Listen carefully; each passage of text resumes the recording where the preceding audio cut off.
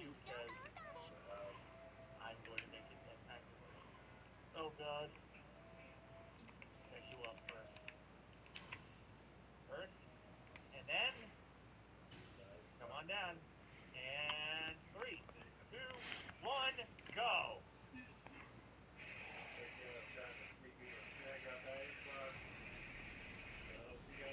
So yeah, you know how I said it's 10 times worse? Hey, the hit ult boosts the entire team's fucking elemental mastery.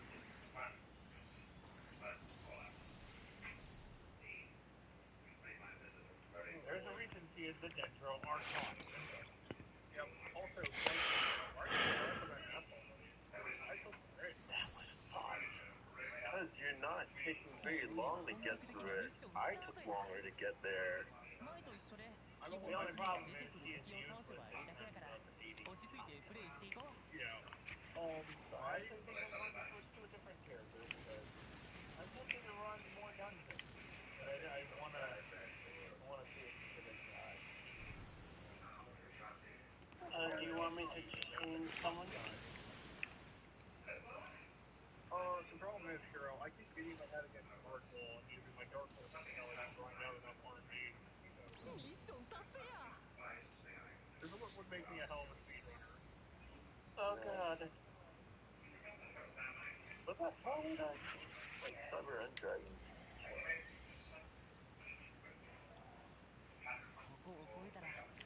Keep in mind, there is a will, there is a fucking thing. I will figure it out. I will get it done. Yeah. Yes, I will do that. It's not who you have on your team. It's what makes me a very dangerous person. The more time I have, Don't mind my throne. does every single second. I just like if you watch A and Mingo's fucking animations together. You'll see the bird fly away from A. And that one is definitely A.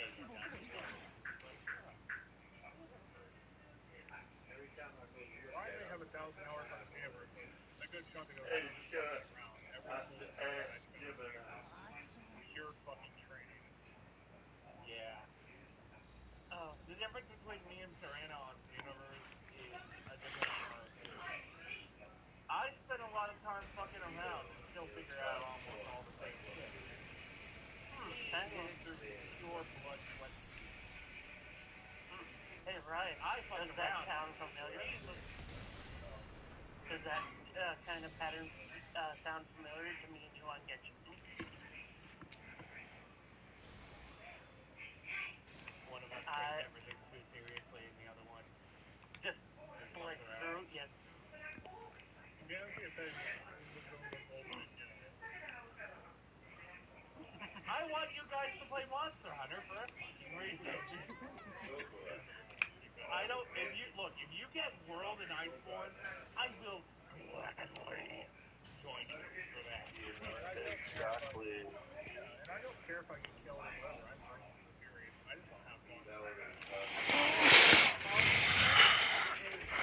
That guy that Dark Souls Pro was. You fail to realize you have 3 lives per fucking time. And there's a thing you can get. There's a boosting ability called Feline Insurance, and another one called Feline Safeguard. Either one of these, Feline Insurance, the first time you go down, it does not count. There's ways to get around it, and it helps out. Yeah. Feline Safeguard, the first time any player on your team goes down, it does not count. Now, bear in mind, Feline Insurance can only be used once per quest. So, if multiple players go down, Feline Insurance will only protect one. What the fuck did I put my Cyber and Dragon screenshot? Actually, Feline Safeguard is the best.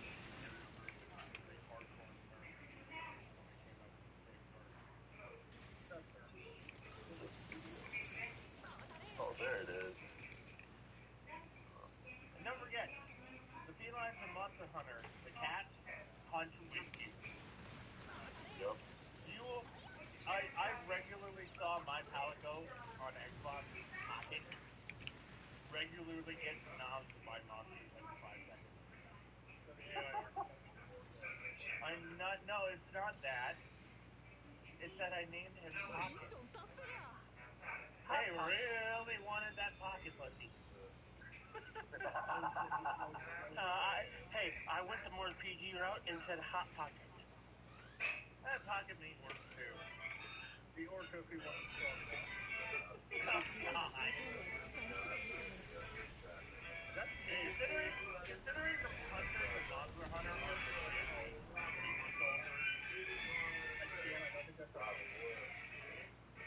No. I mean, how else do you think they can hold great swords the size of their fucking, the size of the tongue of their fucking Magic? they're literally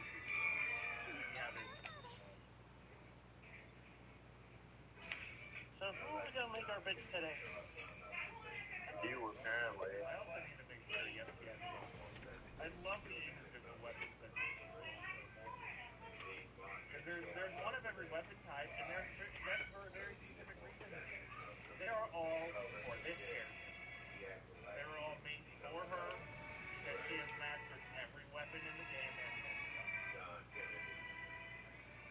Oh, you haven't seen my skirt that I have on.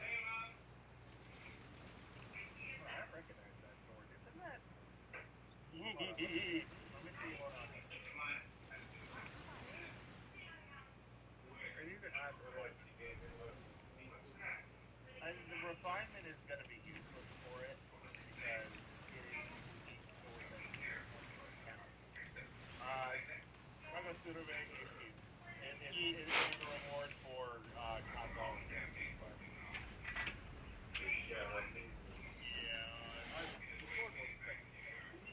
His character was essentially sentient first sword that lost its sentience, and now you have it as a fucking basic ass sword. It's a formerly sentient sword that had its own personality and was kind of cursed. And decided to fuck around with people if they touched it. And then eventually fucking Kazaha cop managed to catch over to them. You like her AFK? I like her idol. Oh, by the way, Ryan, I sent the clip of my Cyberman Dragon. I think I sent it before.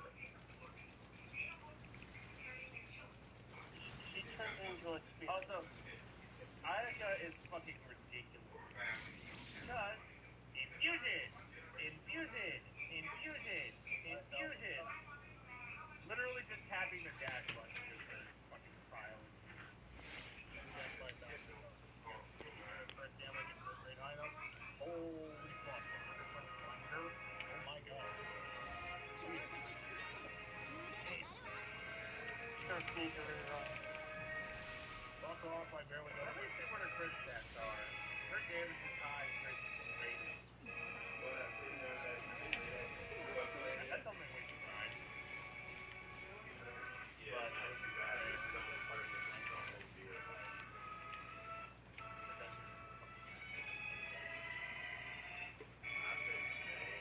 Ryan, I sent a clip of the Cyberman Dragon and the Oh, why don't you sorry, we talked about you. Why don't you prepare strongly on IAC? Strongly for his shield. Authorize it, mustering his DPS for killing and go to your damage dealer and give you on the second turn so that you're killing everyone.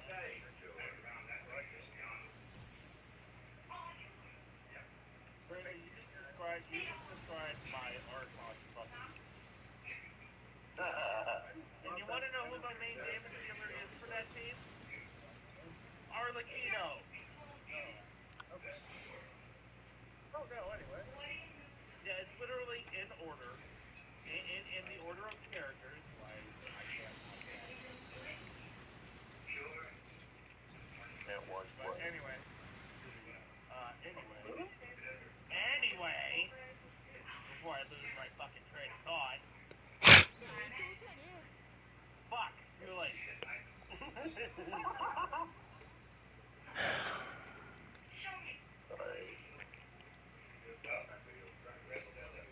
Sorry, that's a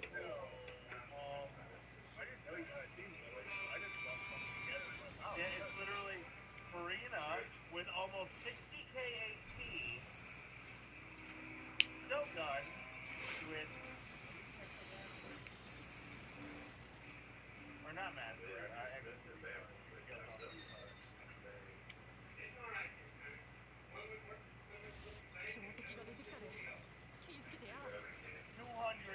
271 percent. oh my. I think it's proper arcade to get her out. She's not even built.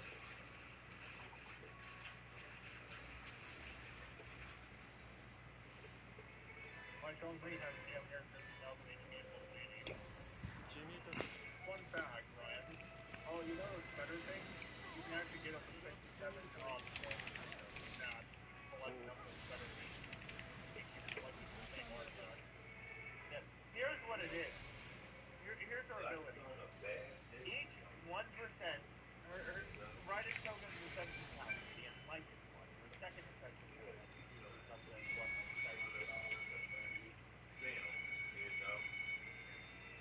each 1%, every single percentage above 100% of energy recharge that she possesses grants her 0.6% greater energy restoration from Muto uses, which is yeah, that's her ult.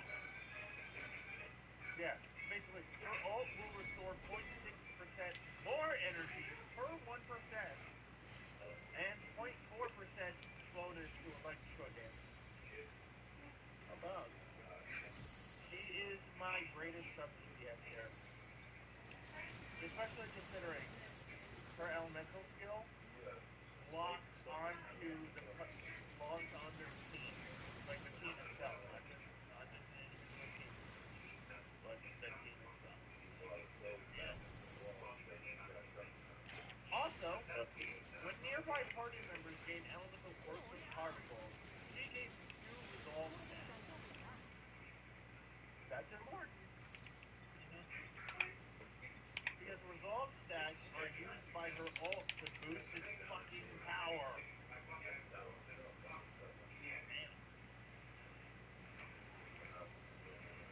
Basically, when nearby party members, including the Shogun himself, use their elemental burst, the riding token will build up resolve stacks. The maximum number of resolve stacks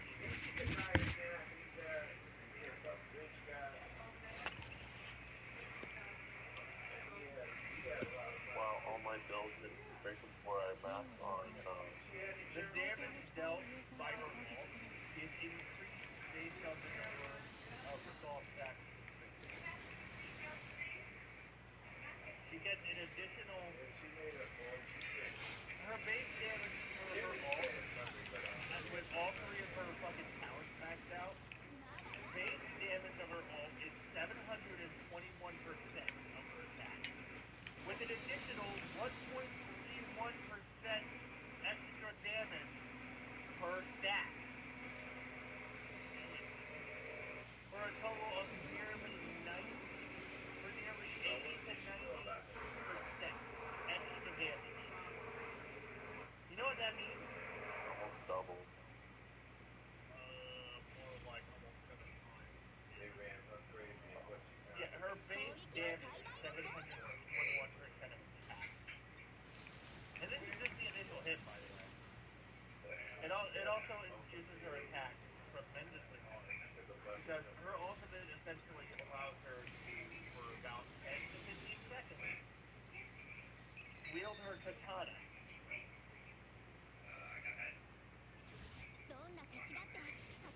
Which is referred to as the Muso no Hitatachi. Which, Itachi is technically a katana blade, but it's slightly longer and slimmer. Canonically, it's one of the most deadly attacks in the history of Genesis.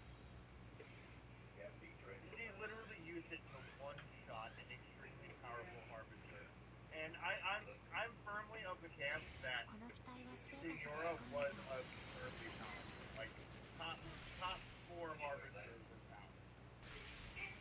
Because we know the danger of characters like, for example, Capitano.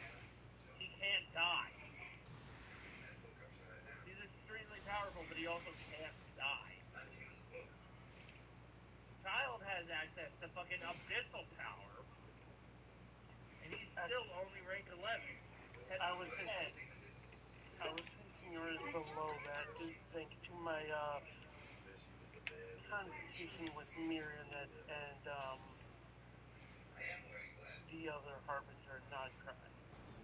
I heard it's notorious that. Yeah, and heard that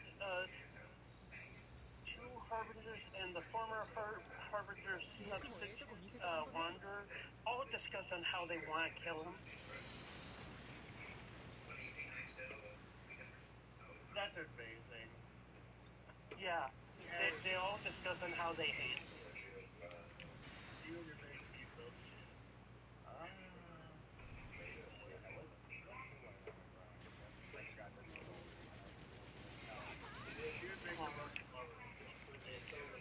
Oh, right. I was gonna grind Tony's power. Well, before we go there, give me 1 moment. Where are you going? Take a look at the message.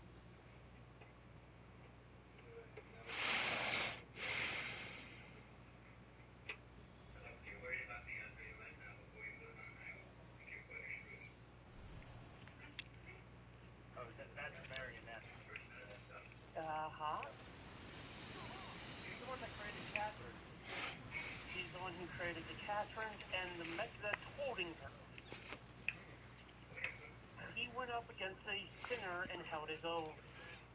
Ha! We actually saw a fight against a sinner? Yeah. I need to catch the fuck up. Holy shit. I'm a double. You ready? Because this is the domain. Yeah, I'm right beside you.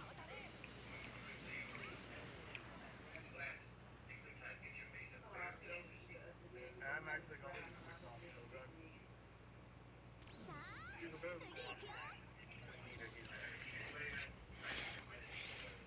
I think it was the Oh yeah, your healer's better prepared than mine right now. I have bitch. What fucking Jean. I'm still trying to vote her. Jean can heal. Yeah, but the right now, your costume does better. what? Have you not seen Maxor's video? You know when Calgary and Rise of came out, the first time the costume all towards it, because Rise of Rome is fall, and Calgary is Calgary, the costume all towards the camera. Yeah, the Kokumi Ayaka combo is bullshit in all the best ways. And then when you add in Arlecchino's fucking player, Problem with Spencer is in the same domain as the Chico set. Now, do you wanna know the problem with Hoshi? It's good on every healer. It's good on all healers. Because it provides non-elemental damage depending on how much you heal. If you watch someone healing and all of a sudden their character has a fucking bubble forming next to them, that would be crap.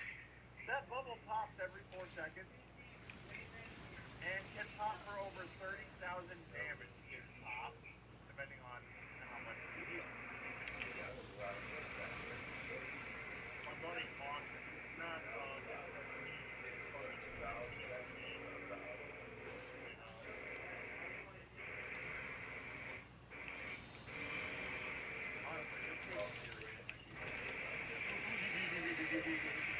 Not only do we have the Coco Ayaga combo, sorry, not only do we have the Kakayaga combo,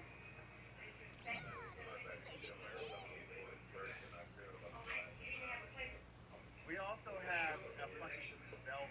We also have a fucking furious melt remember, vaporizing milk do more damage if the Than the other. stronger character is the one who heals the elemental problem. Oh, Ryan, I said So the same if I freeze an enemy and Dan pulls out Arlecchino's ult on that frozen enemy, they're going to take a victory fuck ton of damage. Ryan, I sent the same stuff to you on Discord. Just do it on PlayStation. You're lucky because on PlayStation you may get a violation. No, it's not a link. That's a clip I made from the game. Okay, good. I just wanted to be sure because Sony is always going to say it's a fuck every Don't mind damage numbers on something that's invisible. Which puzzles me that you can't see it on PlayStation. It's because it is slow. They have a bit that have a again, because the company really know a company can be more.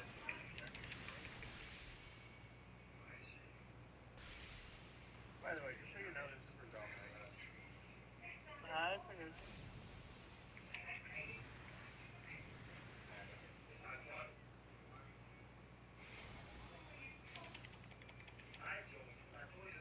I wish I could sell some of my properties in HD. I don't need this many apartments. I wish too. We're supposed to get mansions and they give us new weapons. We'll talk about it. It's very fun. I think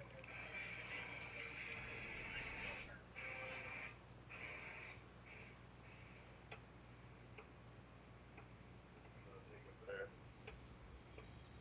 I've lost 7 fucking characters and never bought this one.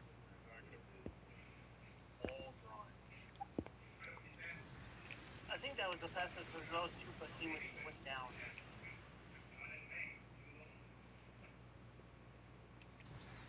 If I had to name how much money I'd generate off the top of my head, I'd probably generate around. Dan, that might be the fastest I've ever cleared a dungeon with or without other people. 20 seconds. You're welcome. That would be what me and Dan were doing in Korea's talent domain. Technically, it's Karina's, it is, Yvette and Arlecchino's talent domain. All three of them require that particular.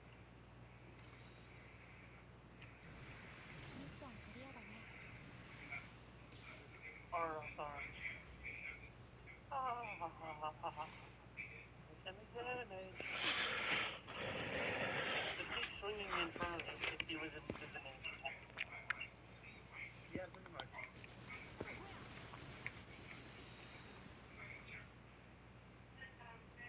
I got 9 and 11. 9 and 11.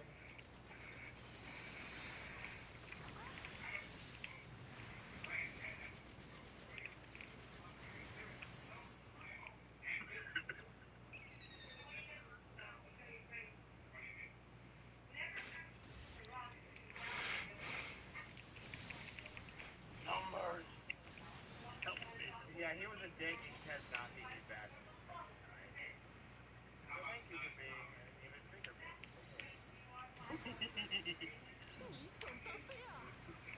You're welcome.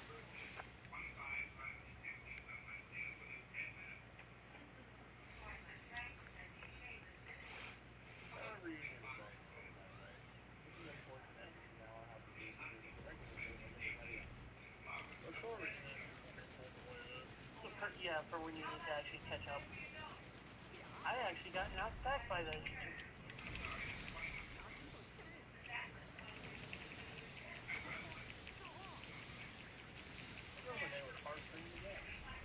Yeah, and now Arlecchino takes them like garbage.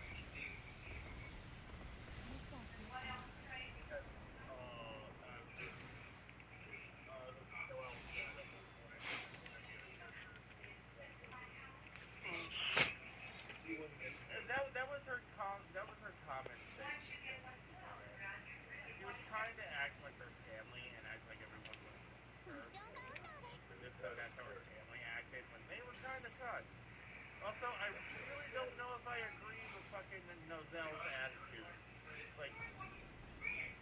tried to force her away from the family is one thing, but outright giving her ferocious levels of depression with what he said, like straight up bullying his main sister.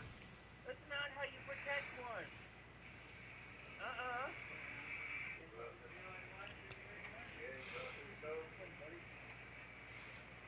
Actually, Ryan, can you check the messages again on PlayStation to see if it's been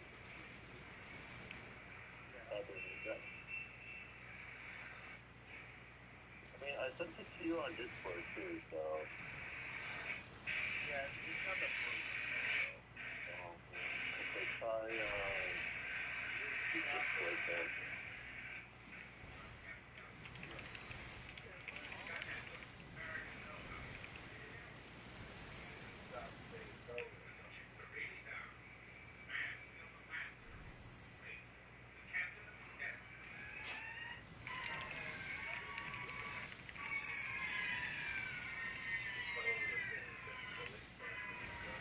You have fun at the boss.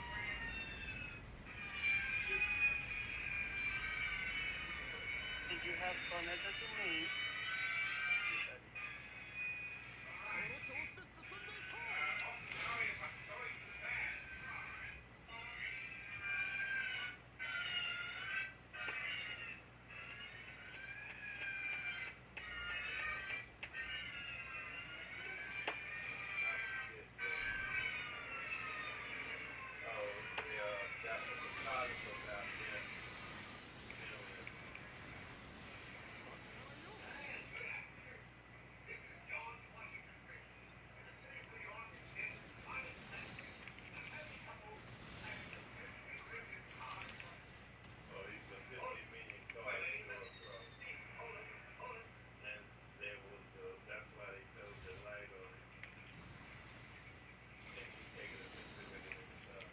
Anyways, I will be right back.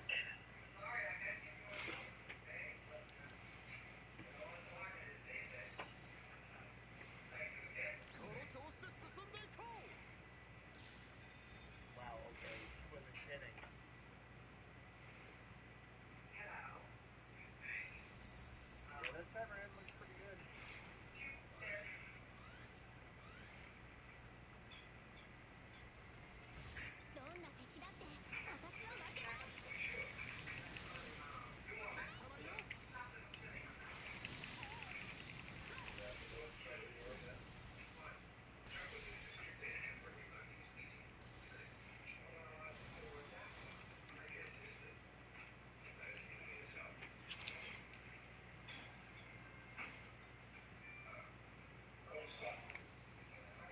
I wonder,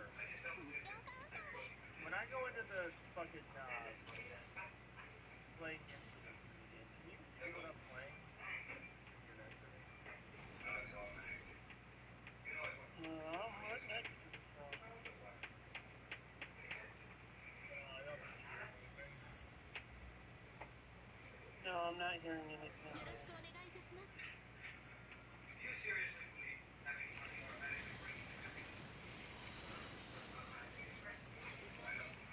Well, I haven't started playing. Okay.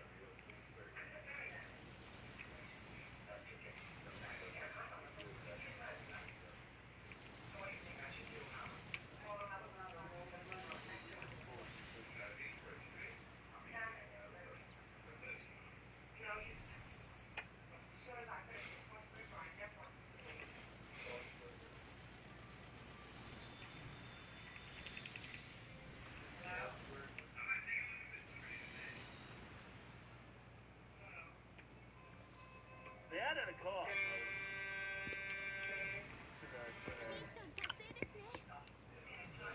And I can hear it on your end, but not mine.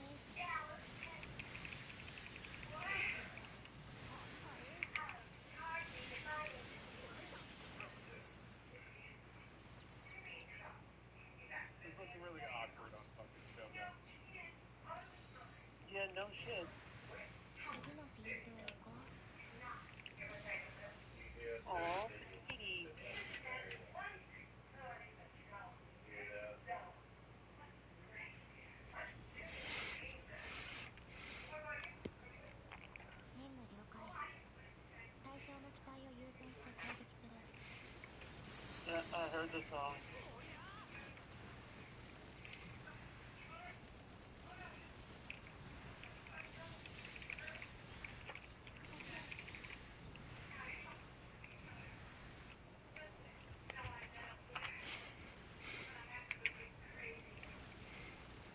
Can't tell, this may be my favorite song in the game. Or at least if it wasn't for Wishes, where that talks about how.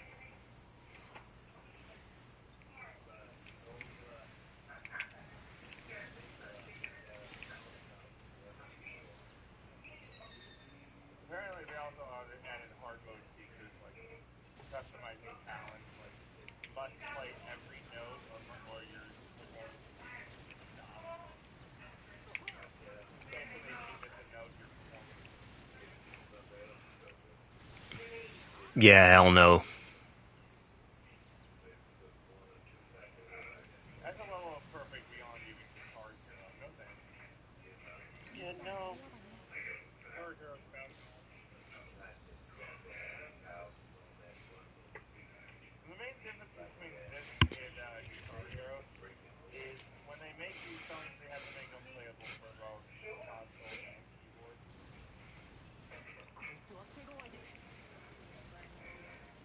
And there's, for player created note changes, you know, the custom ones, I've noticed that most of them are oriented. Because there ain't no way in hell you can play it on the controller.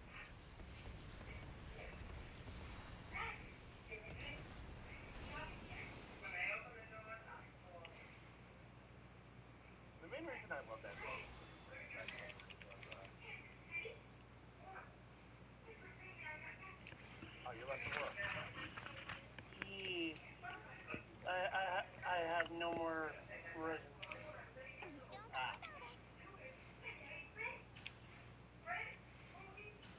You got it. What have you got there? That's Nefer's cat. That's one of her idle animations. Her cat will come up to her and she will pet it and it will purr.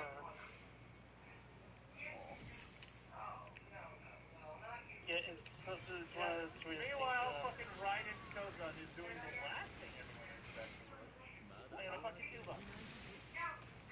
Hey Ryan, I'm back. What did you think of my sub end?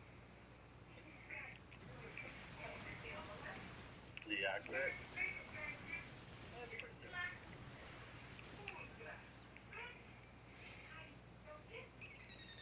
Hey, yeah, Ryan, catch up on the story.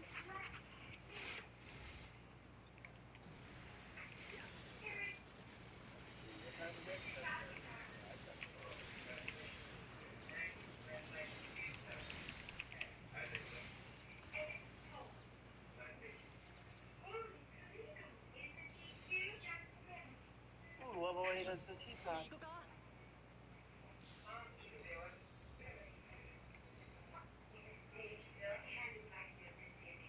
I actually think I reached level 10 in the teapot.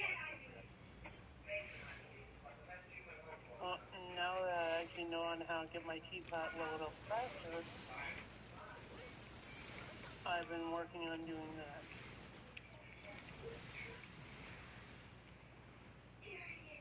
What I would like is the ability to have a placement command without having to like redo a lot of things. Like have a blueprint that's constantly being made. You know? Yeah.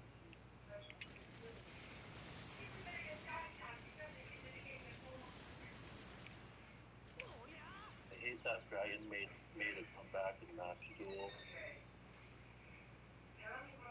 Because they just came out with a new booster pack with a new card. Yeah, and a new Dragon card called Draco Tail. Yep. That shit is annoying. I faced 4 of them back to back yesterday.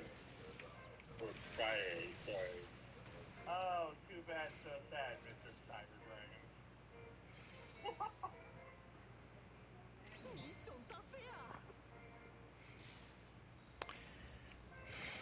Oh, Serena, look what I can buy now. 20 of them a week.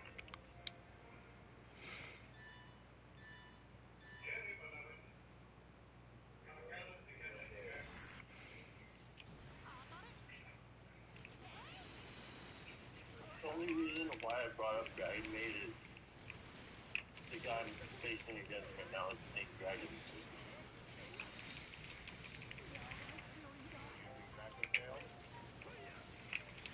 No, Dragon Maid just ridiculous.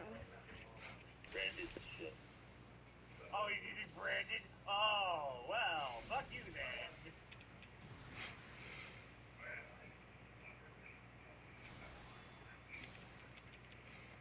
Yeah, that goes for you, Paul, not for them. Yeah, I know.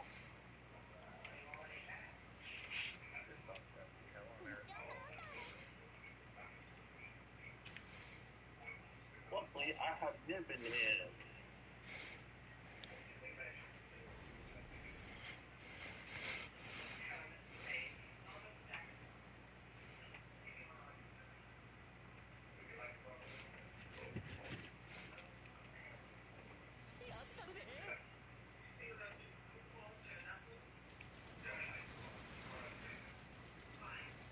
Holy cow, like, the tokenized squad has 3,000 defense.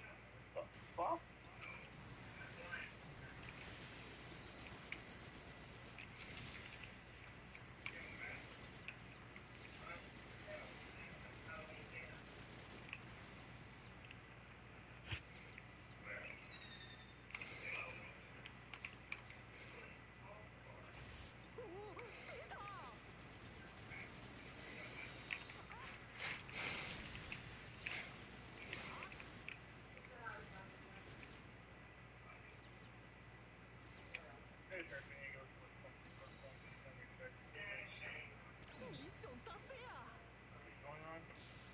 I'm in Finagle perk points right now using legendary perk score points, but still getting down to the wire.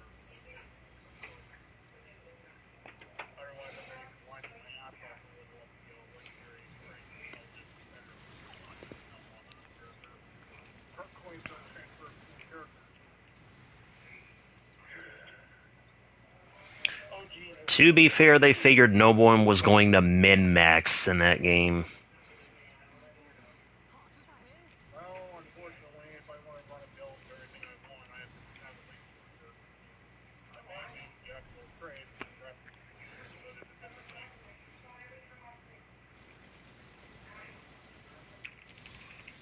Overall, I got a pretty solid build. I hate to be on another perk point. It is for one character.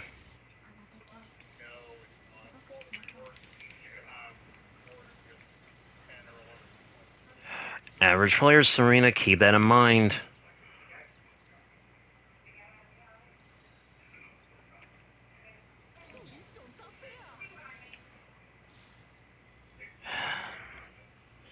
I just want to say, you can't speak for yourself all the time. No, but I would like if they would raise perk points for something fine.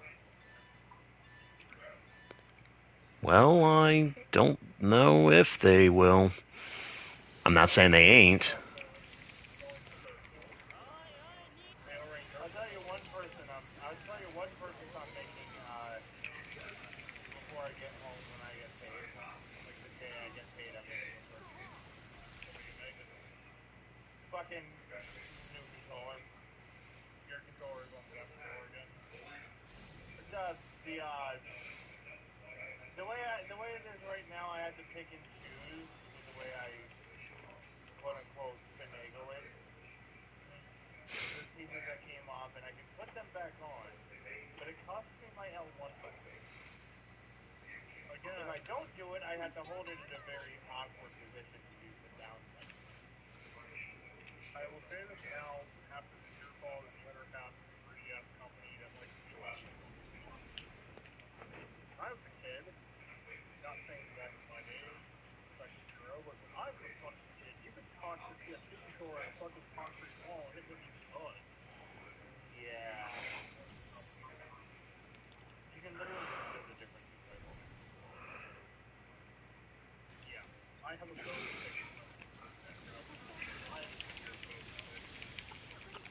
ticket. Yeah, I don't think they're exactly built to last either. Yeah, Drag has a magnet controller with his stick, but it murders projections. But at this, Is Scarf a hero or a villain?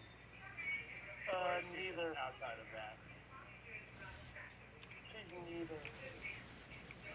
She's an anti-hero. I mean, after all, she did send the whale back to her master, and then bitch tossed Child back to the real world. She yeeted him. We all did. I'm sorry, but she only used I had to pause when I saw that. When I saw her just chuck his unconscious ass into the portal, I had to pause because I was laughing so hard. I didn't come back for half an hour because I couldn't catch that fucking. clearly you have never seen Vanitas Yeetus. No, I have not. Then you get that pleasure once you finally play Kingdom Hearts 3. Difference of opinion, Serena, and let's just leave it at that.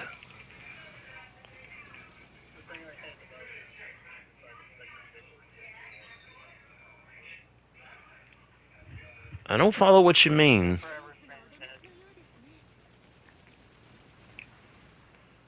I don't follow what you mean, Serena. Like, what do you mean?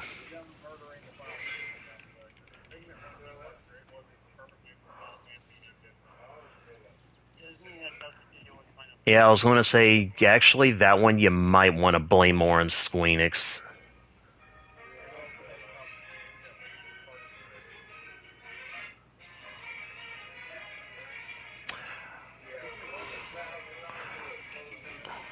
Oh, and I already know this is going to capture on my end, but hopefully the fans don't recognize the context, but really, Serena?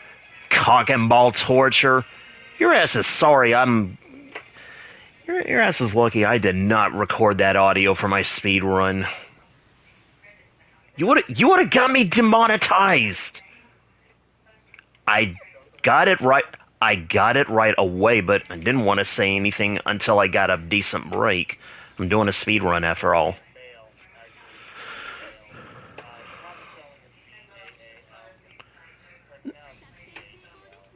No, I know. Serena did that on purpose. That is not the first time we've ever seen it. No, literally the entire fandom has done it. -1 or 2. You're not a fan.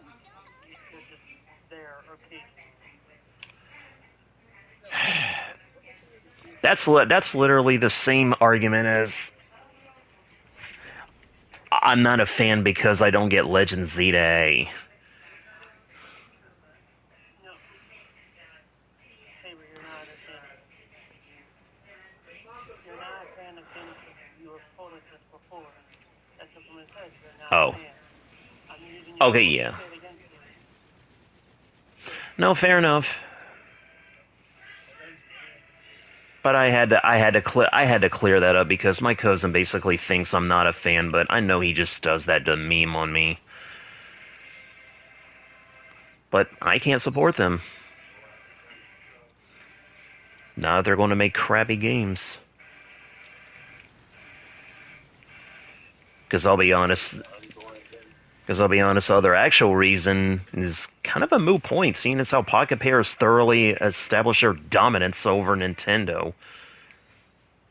Not to mention America's patent office is actually re-looking into that patent, which, by the way, the patent that Japan has been, that Nintendo's been trying to pass are actually blocked by its old patent. That was really a joke about Elvis Presley, you know. Yeah, they're blocking all the patents. What the fuck? You know what character is in my fucking profile picture? Which character? That is a character called Jeff. He was an NPC was in the Clearwater arrow. she's part of the golden quest line. It actually has, which is actually a quest line from Canary Desert. The first part is Didn't that have a lot of Dea in it? Sumeru did, but not the actual quest line. The quest line itself was you exploring a bunch of different things. So, I'm done with Yu-Gi-Oh! For today. Fuck. The easiest way to tell, Dan, the easiest way to tell if you've done the quest line, teleport to mountain, somewhere around Mount Singaban, the actual mountain desert. I mean, I would if I Not the not mountain, sorry. Not the mountain, sorry. You're teleporting near, the mausoleum of King Desert. Band night That's there too. the actual, view of that giant pyramid, an upside down version of it floating in midair.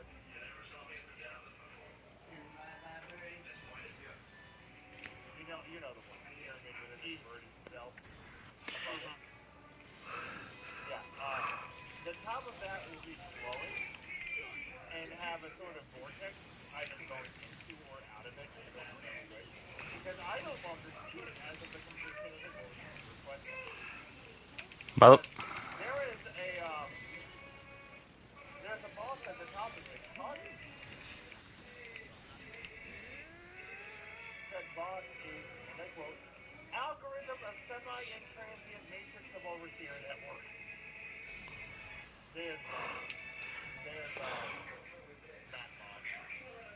by the way, Law, don't completely write it off for tonight.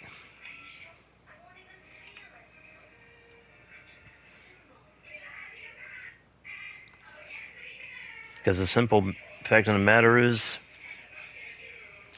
I want to test something against you.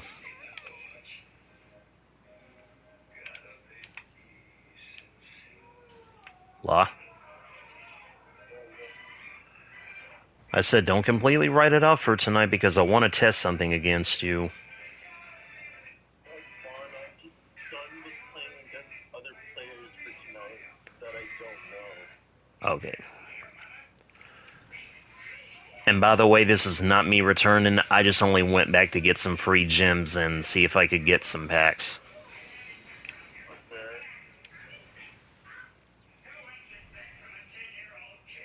Oh, set it up.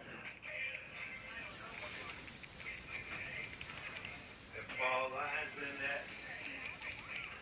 One that played Uncle and Twitch. No, not Yeah. That's him talking now.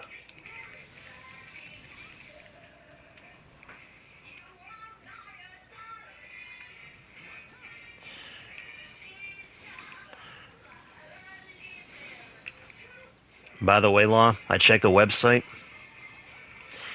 And once Speedrun.com, once I finish this, you're going to be sitting in the presence of the world record holder for casual for GB4. why? Because nobody else has done a run on casual yet. So far, the only recorded runs have been for standard and new type.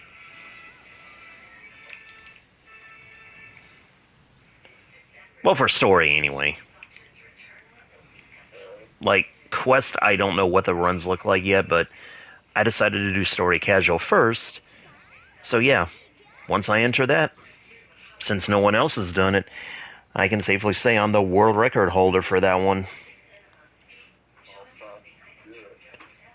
I'm not done yet.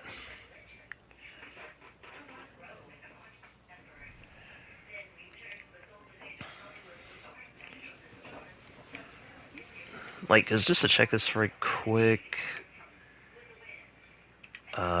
16. Okay, so yeah, I'm a little over halfway through the story. And a way I decided to make it interesting is basically do it with a straight build.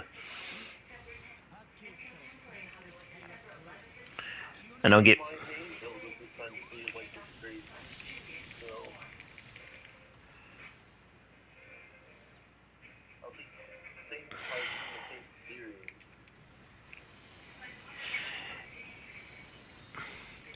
As for what I'm using, Law, I'll give you two guesses.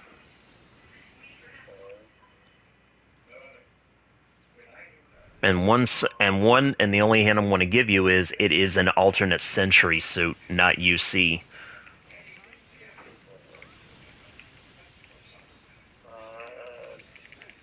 That's not half a suit.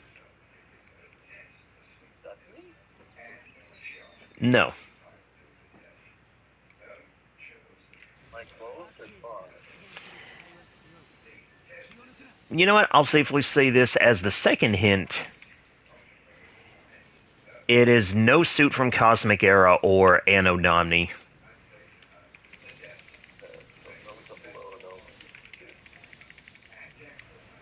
That's the only other hint you're getting, by the way. Because the only thing I will say, as I was about to say before you wanted to waste your second guess, think about what my likes are. Now, second guess?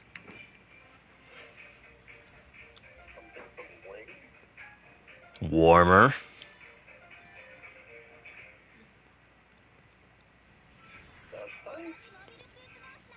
Colder.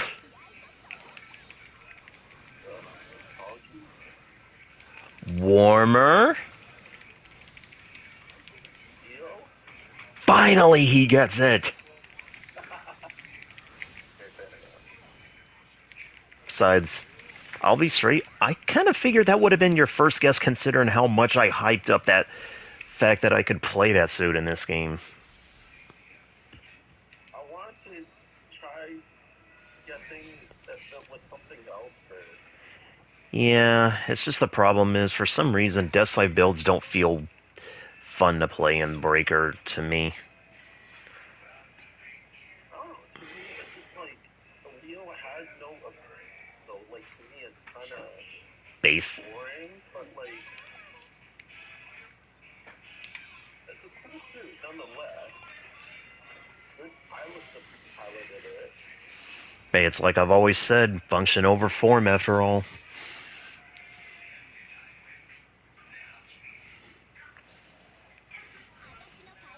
Although in my view, the Leo's basically got both. At least when it comes to grunt suits. It's the best looking one in my opinion.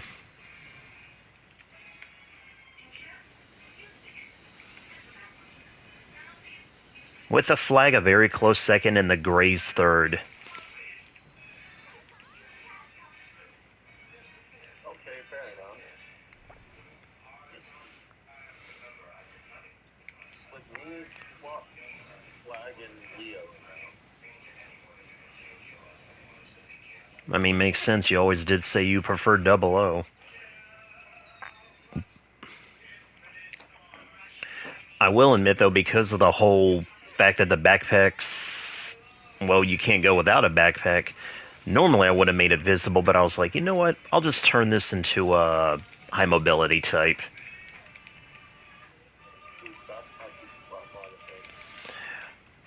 Tall Geese's. Since the Tall Geese is just basically a Leo after all.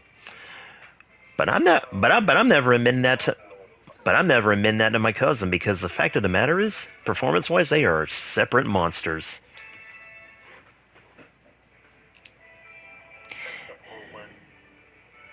Plus, if I'm being honest, my cousin's a UC head anyway. He is. Like, yeah, he knows about some of the other series, but unfortunately, his Golden Boys is just the new and the Sazabi. So, like, they are, but, I mean, those are the only ones he praises. Like I said, he's a UC head.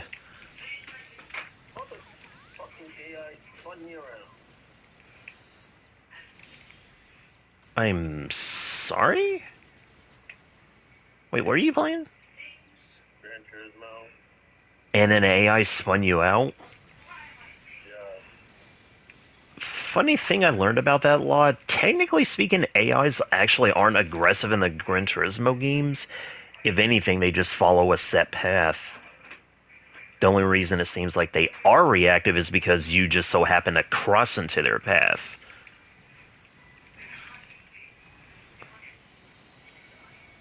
I'm racing around the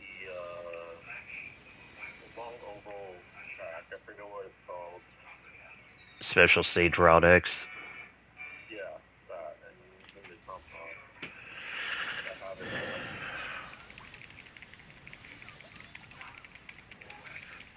Oh, and as far as what I painted... And I get spun around again. What the fuck, AI? Fuck. The fact you're getting spun out in a completely linear track makes me wonder what... How are you driving, Law? Serious, because the steering on that car is so fucking twitchy. That's the thing, though. The course is a straight line. I know. But to avoid hitting the other cars, you have to steer a little bit. That's fucking twitchy. True, I mean... Vision cars definitely have a lot of power under the hood. That's actually kind of funny. Big Zam caught me in the Garaby, and it didn't even do a single thing to my armor. And given the color scheme, I'm just going to say it's because I got a special type of armor on. I'm going to call it the Leonhard armor. What makes it the Leonhard armor? 'Cause it's silver.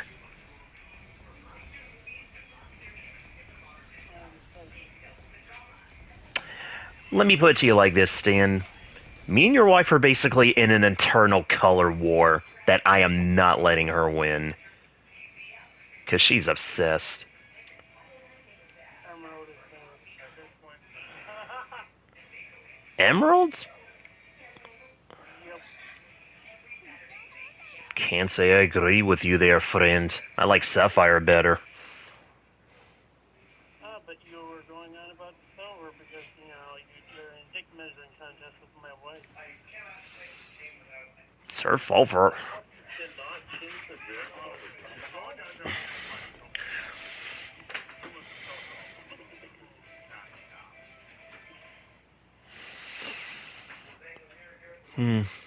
You know what? I'm not even going to deny that. Doesn't work, but fucking it's funny.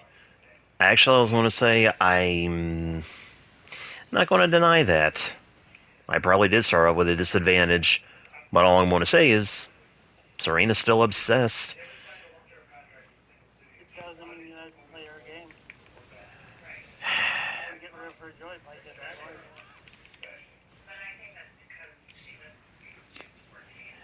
Says the guy who basically had to casually mention he got a Citadel a while ago. I'm just pointing out a fact that I had. Then let I never say anything because I'm like, man, then let me ask this then. If you do warships by yourself, do you actually say that out loud? Yeah. Okay. Actually, I feel a lot better about that now. There have been times where okay, before I met you guys, me and Chris started War Warships when it first released, and during days where I didn't have them as my, ship buddies, I would still say, say that when it happened, because I was, in the game, and I still have a habit of doing that. I mean, fair enough. Honestly, I can't 100% say I don't do things like that either, because when you hear me play Need for Speed Unbound, you hear me shit talk the hell out of the cops. Because they basically say stuff like, whenever I crash, a clown must be behind that wheel. To which I respond, yeah, well, you're a waste of money, so what does that make you?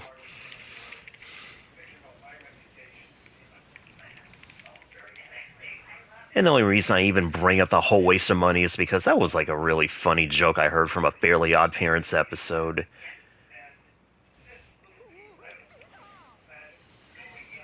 Oh god, is one of my torpedoes actually gonna hit him? Yes. On it, Come get the destroyer with a torpedo. I somewhat envy you in that regard. You're able to make him connect a bit more than I can. Because I think, like me, I have to get up close for them to actually connect consistently.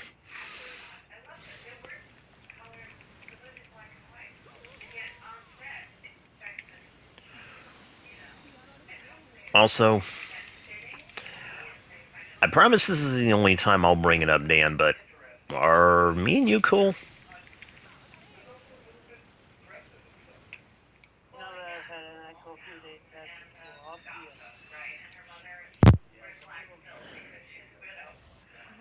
Alright, fair enough. Yeah, I don't like it. All I can say to pretty much cap it off is everyone. I have to remember everyone has their likes. Yes. And I do try to respect people's, characters and things on here. It, when it comes to work, even when it comes to Genshin, I kind of skip over it because it's so much, there's too much lore. Plus, It's an encyclopedia that I'm hitting them with. plus I have to remember. The exact reason I got so into lore hunting, like in Genshin. Like I'm a lore hunter. You guys saw what Ben No, we get that. Taylor is a lore hunter about Gundam games, and I respect that. But when it comes to me, I also respect Josh that. are lore hunters about real world shit. Yes, going to ship, exploring new construction. They don't talking about the real shit. Which is it's still lore hunting.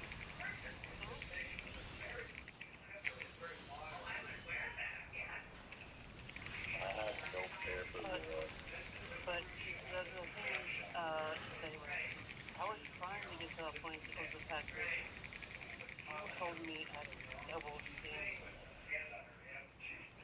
Which I honestly don't like doing because I don't like when people do double standards. fair enough. I don't like it either, but my guy does it. I call him out for it. Plus, the thing of it is, I have to remember. I honestly had no right to say something like that, considering I get pissed off when Silver mispronounces Cubile. Because the little shit knows what the name is, and he does that just to piss me off. What he said, He says it as Quibile. damn, what hurt me too much. At a point where you're getting such a strong reaction from it, how is it purposely to drop it? That's why I said.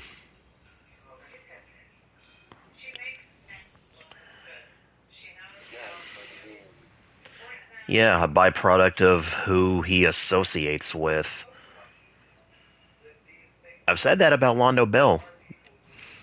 And I'm going to keep maintaining it until I see different. They're all about the memes and nothing else. At least we meme, but we know sometimes when to dial it back a bit. I just kind of go away from the calling Gundams by the wrong name. They always were spoiled like a big part of the Leeway Quest for maybe starting to break into like version 2. Yeah. Because for Zhongli's character trailer, do you want to know what his name is called? Rex Incognito? Which is also the name of an in-game book about Rex Lapis turning into a human and walking around. Yeah, that sounds about right. He didn't bother to hide shit. I am 90% sure that Ningguang knows, and out of respect for Rex Lapis being not only the founder of Leeway, but also his protector for who fucking knows how long, he's just like, let him hang out in the funeral parlor. I mean, And he knows that humans are very chaotic. And so the second that they find out that their god is not really dead, there's going to be a revolt. I mean, plus as far as him just honestly hanging out among humans anyway, that's a thing. The hilarious thing to me is that people still think that Ningguang doesn't know. When she's seen Ganyu interact with Zhongli, with nothing but sheer reverence,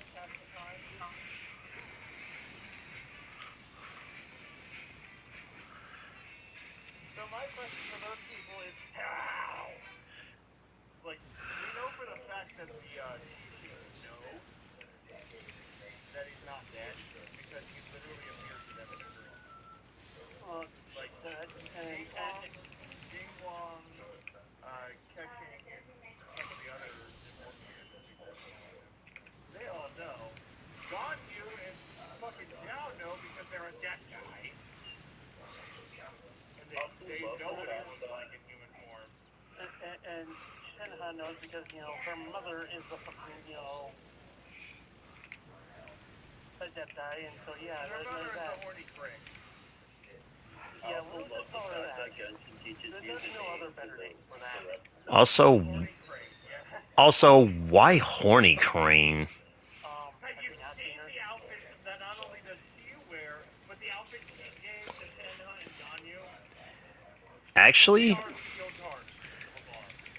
They are all leotards. the only thing I was going to say is maybe it helps. There is nothing left to the effective. I was just. Every little bump is highlighted. Sure they show shit. Especially Shenhe. Okay, not going to question that one, but all I was going to say is as far as the designs themselves, I mean, I don't know, maybe they're easier to move in. Like, it's not that unheard of. I mean, look at E from Stellar Blade. Oh, by the way, there's a new Japanese commander out. And Clothes aren't even clothes. They're literally organic fabric that she grows out of her own fucking ass. don't remind me of one of the more interesting quirks of My Hero. I still can't believe that's Momo's quirk. Literally turning the lipids in her body into oxygen. And the conversion rate is insanely advantageous. I'm 90% sure if she wanted, she could create a whole ass helicopter out of that. Without critically wounding herself and depriving herself of human flesh. Also the fact that everyone goes, I've seen so many questions like, where did she get the fat for it? There's intently at the 2 natural fat stores sitting on her fucking chest.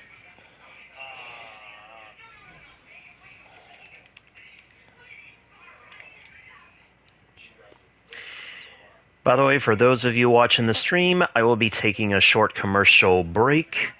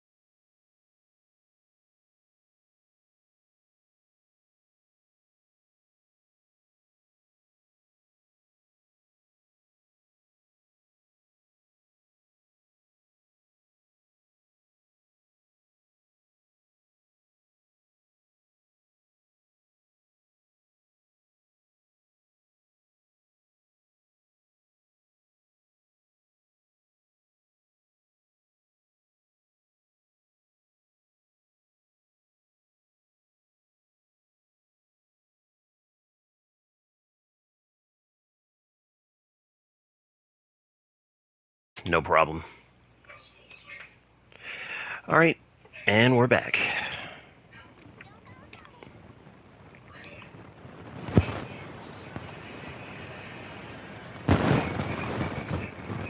Is anyone still here? Okay. I don't even know if that sort of thing is allowed for a speed run. Well, they're just gonna have to take it as they can get it. I mean, I could do this again, but it's just one of those things of I was trying to get it. Well, I figure likely with my skills at this age, I'm never going to win a game tournament with anything, so I figure next best thing might as well be setting a record in one of my games.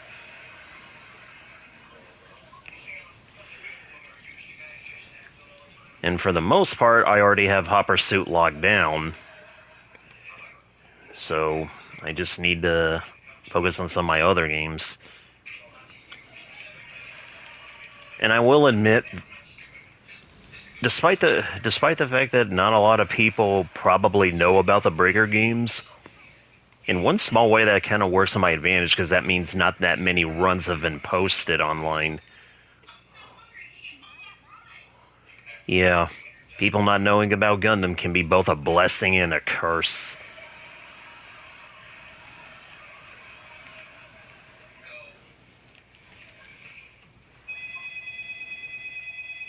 Huh.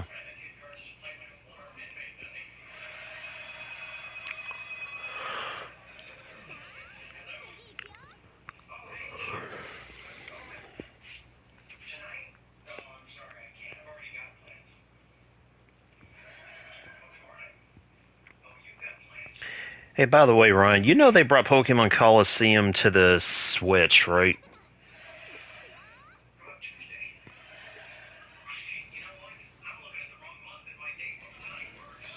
Oh, must be doing something at the moment. Yeah, it was a part. It was a part of their It was part of their deluxe lineup, which upsets me because, as far as I can tell, I don't think that game has any functionality with Pokemon Home.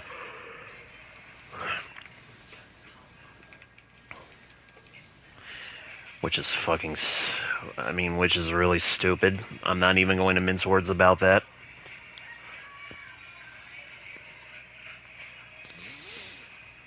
Because the thing of it is like not everybody probably has Pokebank to be able to bring their stuff back from the brink.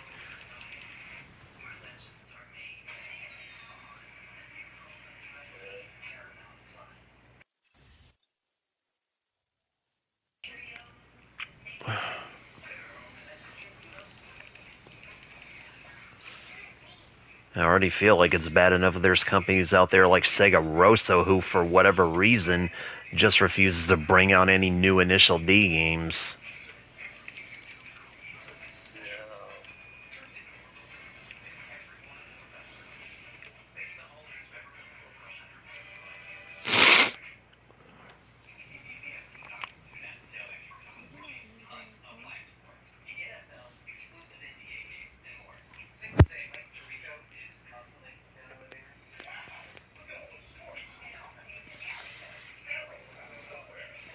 Oh, the Donjuo. Yes.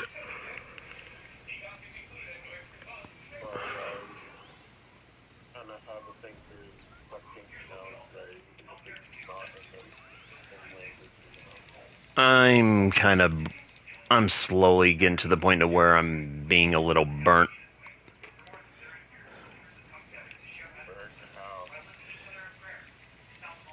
It's been a long day.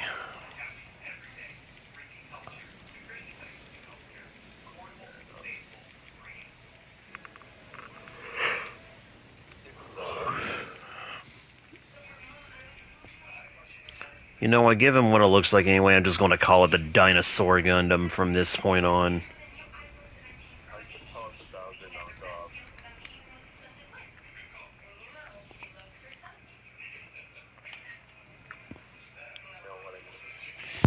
I get that, but it really does look more like a dinosaur. Yeah, Bowser not What? But Bowser's not a dinosaur, though. He's a Koopa, which technically means he's a turtle. the way Gonzo acts reminds me of Bowser. That's why I call him Bowser himself.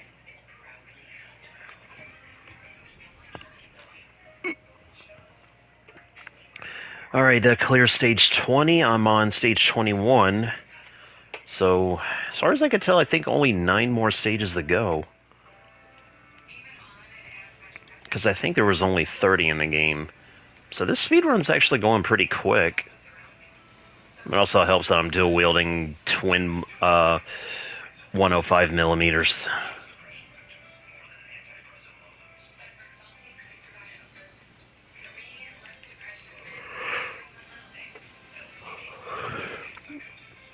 By the way, the only enhancements I gave these things, Law, is the fact that they're level 50. No ability changes otherwise. Because that would have took two. Yep. Because I'll be honest, doing the Leo as a straight build, the only skill you get is just the beam saber from the shield, and considering his primary is already the beam saber, that's a bit redundant in my opinion. Wait, doesn't the Leo have a beam thing in the shield?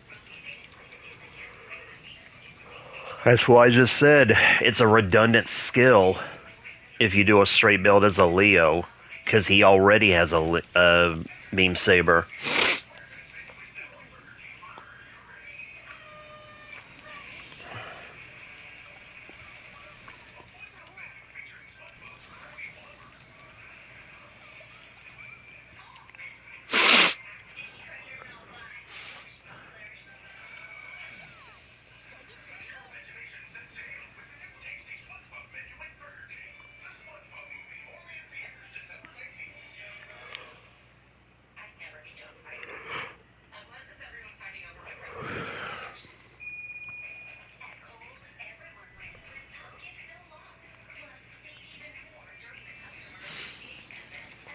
Oh, hello there, Blitz.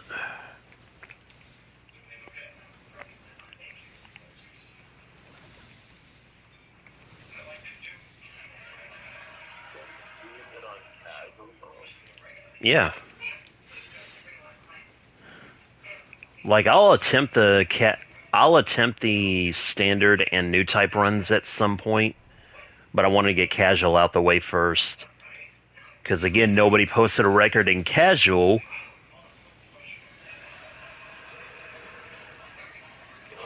Sorry, I had another yawn.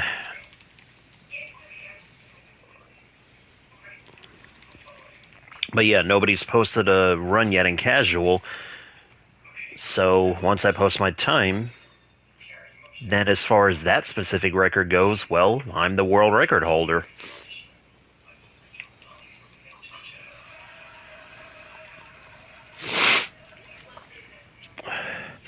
Because the thing I like about Speedrun.com is it's not limited by country.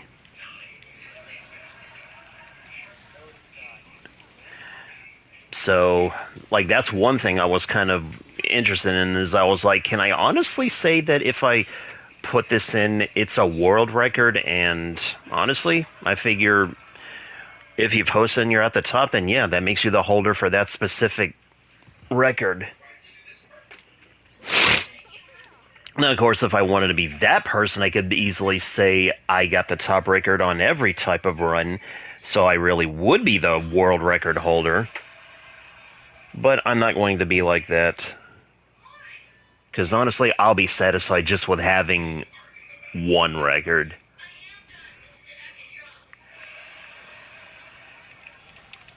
What if I decide to beat you on that? Huh? What if I decide to beat you on that?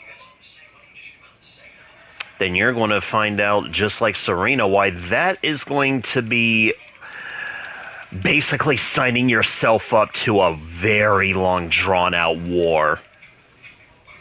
So, kind of like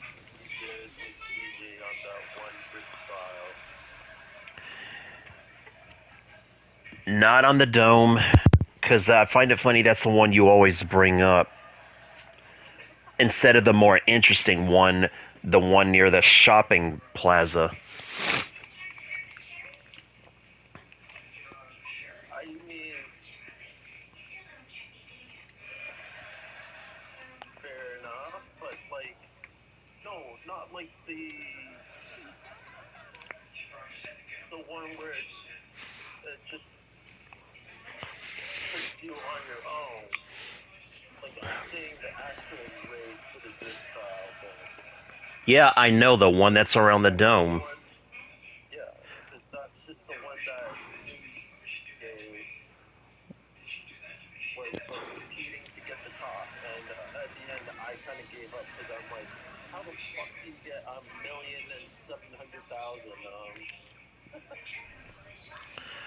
Honestly, it's like I said, drift never was my thing to begin with, so I just gave up on it also. And that's why I also said that once I did that, I only focused my attention on one thing I could realistically do. And that's kind of why I only really remember that one, not so much the Dome. Because the Dome, I couldn't put up a fight. The shopping ball... It wasn't even that good, man.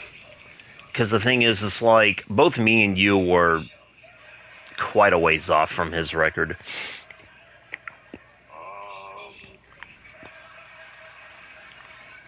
Actually, I don't think it was like 1,700,000, but like, it was more than what I could do at least. Same. But like I said, at the shopping mall, however, that was when I was consistently able to put down a good record. It did take me multiple tries, though. I'm not ashamed to admit that, but like I said, I fought him tooth and nail for that record, and now it proudly stands, because he finally gave up. So yeah, going back to what you was asking me earlier, you can challenge me for the record if you want, Law. Just be aware that if you do, you're signing yourself up for a year-long war. It's fine. So one of us gives up, I don't care. The problem is, I get the feeling like I'm going to post a record, you're going to post a record, and it's just going to keep going until you inevitably just say, okay, you win. Or I say it. Yeah, which I'm perfectly fine with that. Because there's no toxicness between the two of us anyway. I suppose not.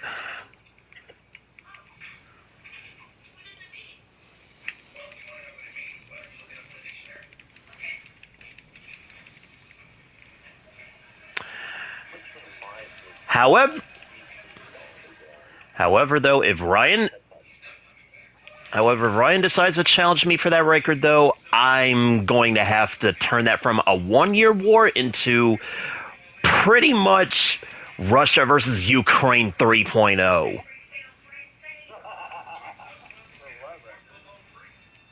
GB4 speedrun record. Seriously? Damn.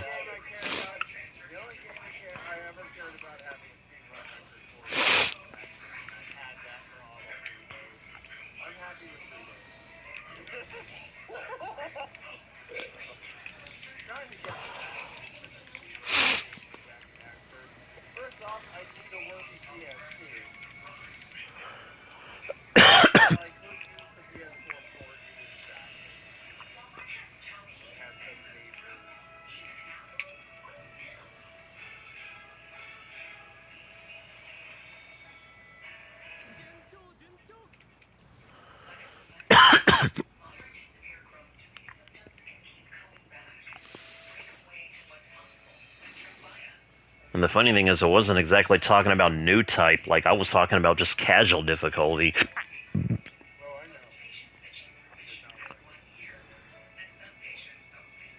Ah. Oh well.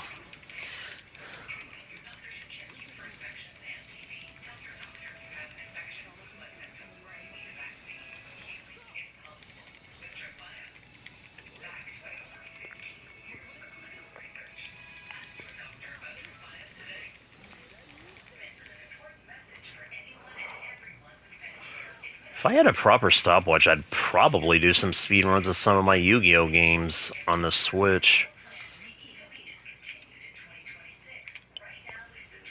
Although I know the one game that would definitely be a nightmare to speedrun.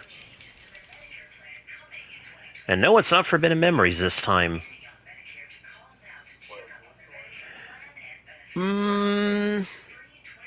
I figured that one would be close, but the thing is, there's not really RNG to it aside from just how a duel normally goes. No, I feel like the one that would be a nightmare would be Worldwide Edition. Because you have to remember, to beat the game, you basically have to defeat every single one of the rare hunters, and it's random who spawns.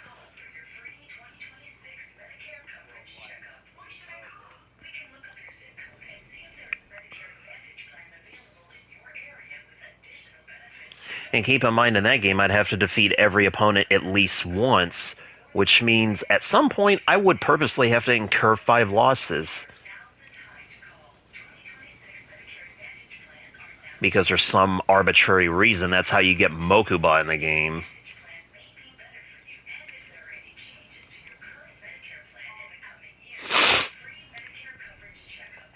And I'll be honest, he is the only one that I do say is kind of arbitrary. The thing is, some people would probably also say Pegasus, but I feel like it's one of those things of you would naturally get a Toon World card eventually in the game just by playing the game normally anyway. So him, I don't really find arbitrary. And as far as Keith, I think it has something to do with the fact that once you unlock the KC Cup, I think you have to have like a certain amount of packs unlocked, and then you can fight him.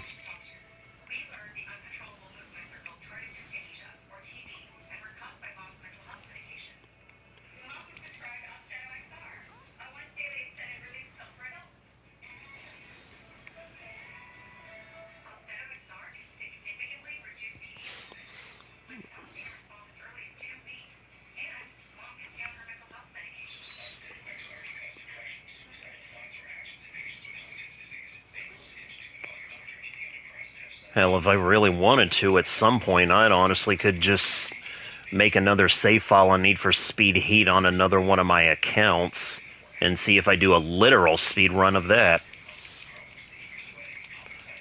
Go through the game, get rank 50.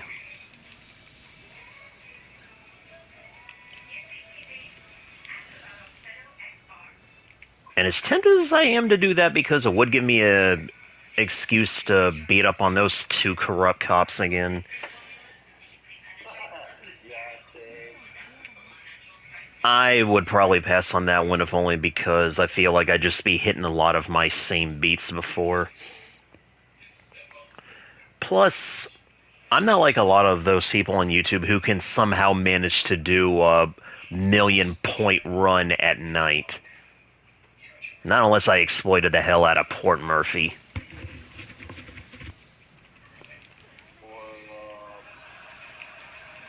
I don't do the crates. No, I don't do...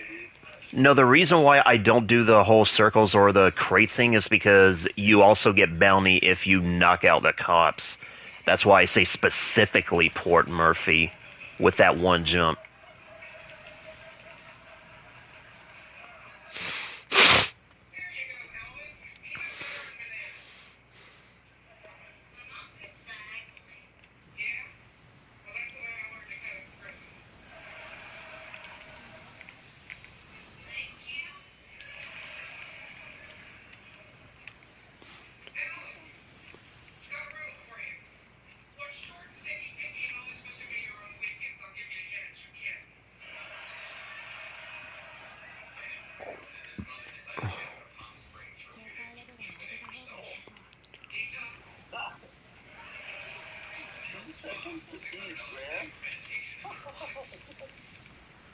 2 seconds? What? 2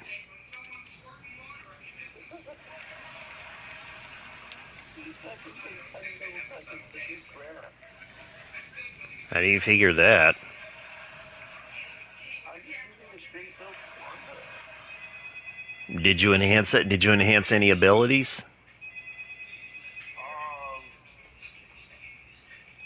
No. But did you also level up the? Did you level up the parts to 50? Aren't at level 50. Only the. See, that's the thing. When I say did you enhance the abilities, I'm talking about like did you actually boost the abilities that's on the parts? I guess so,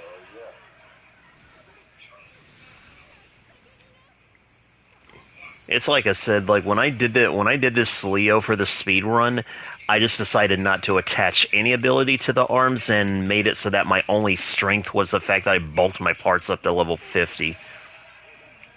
That way I can still one-shot things relatively. For me, it's usually mostly I find the same parts anyways. I don't like to use other parts to enhance it or whatever. So it's just like whatever the arms skills have, or whatever all the parts have, that I'm combining them together. Okay, let's see. Where is my?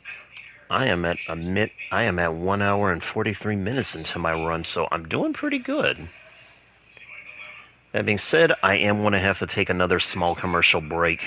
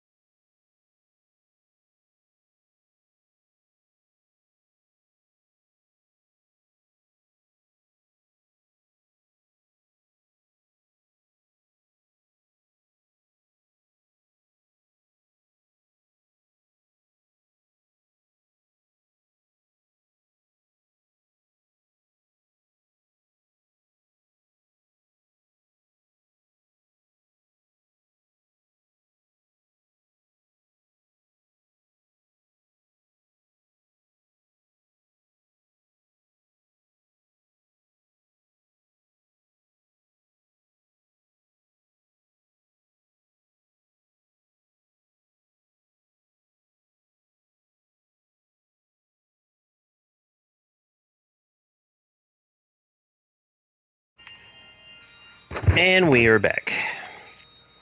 Whoever's playing Christmas music, turn that shit off. I don't care. I worked in the mall for 2 fucking years. All I heard from November to this year was Christmas music.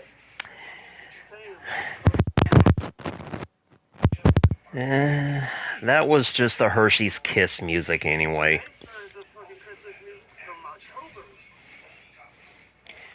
And all I can say is all the commercial for that. Right, Law?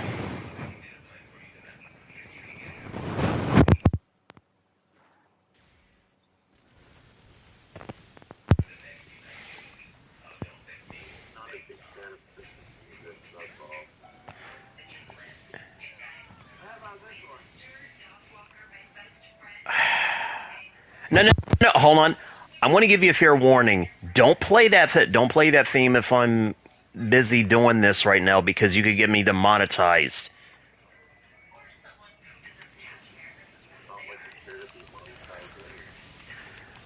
Yeah, but this is actually a semi-serious thing. Like, come on, Ryan. Save the meme for later.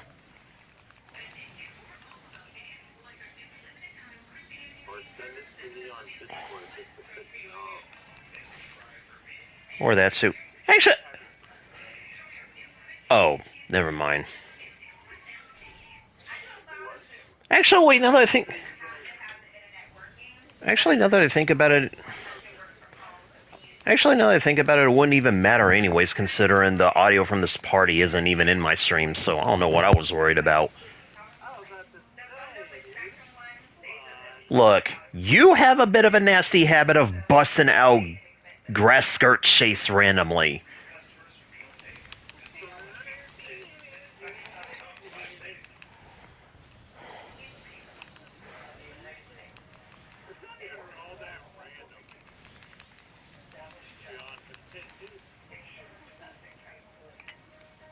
Like, I'm not saying I mind it, it's just...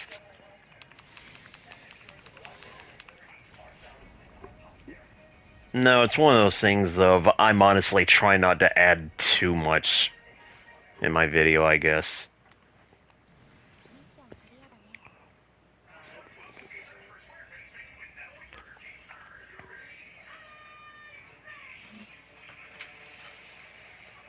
I don't know if I'm going to be able to see that new movie he's got coming out, speaking of which.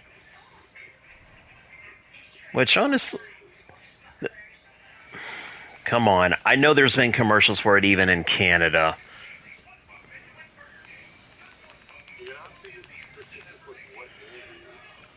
What were we just talking about? SpongeBob?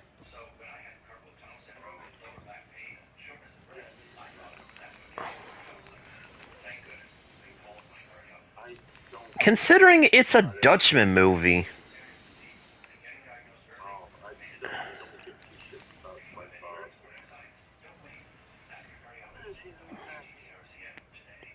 That long?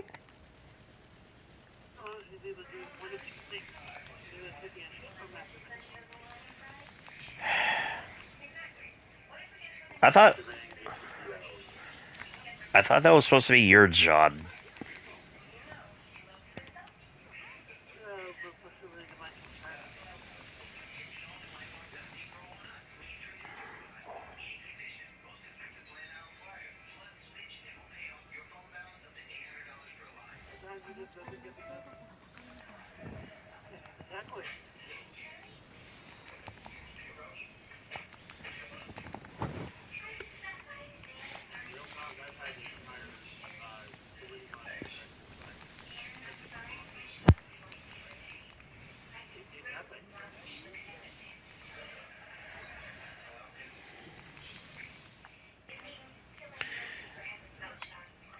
All I want to say is I hear from some of my buddies on Discord that apparently they've taken to using both Grok and Chub AI.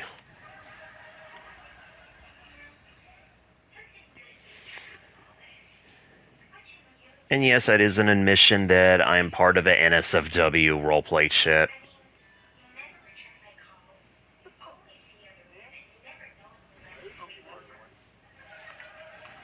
Oh, look, it's a little streamer girl.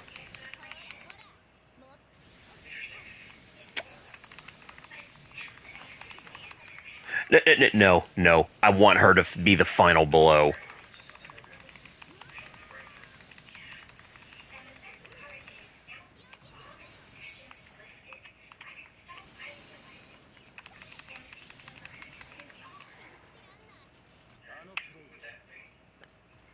Yeah, how do you like that, little girl? You got your ass beat by a Leo.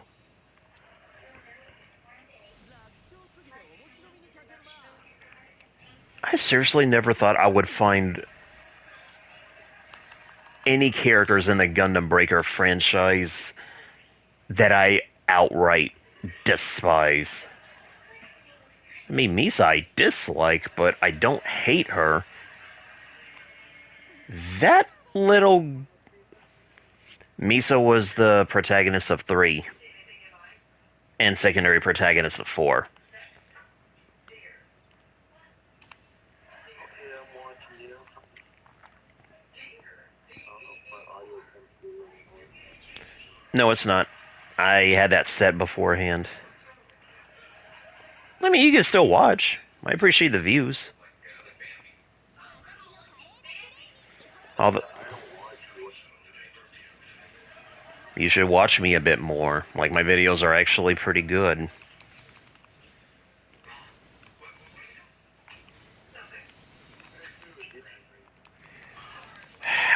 I'm not saying they're professional. All I'm saying is they're good. Well, then let me put it to you like this. If you don't watch me, if nothing else, you can at least use me for background noise. Either way, you're boosting views, so...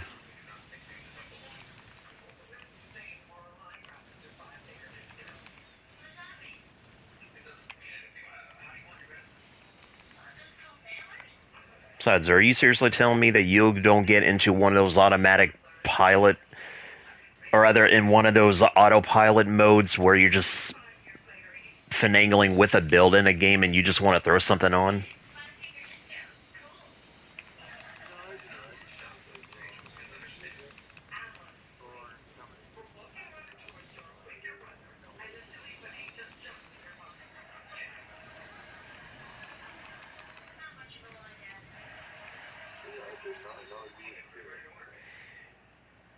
Well, the thing of it is, yeah, it is a stream, but this is kind of how I'm using my evidence for my run.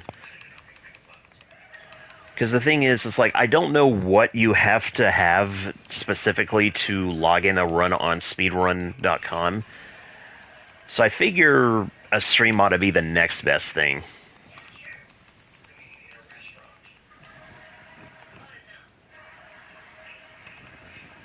Because again, I've never really done a speedrun before.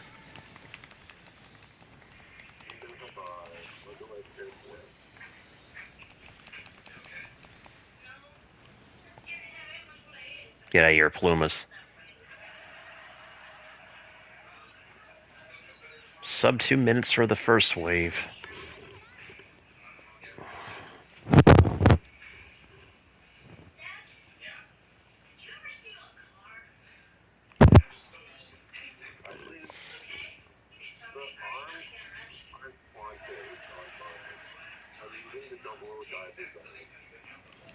Then it's on a straight build. Yes, but the double O diver has no skills on the other. Okay.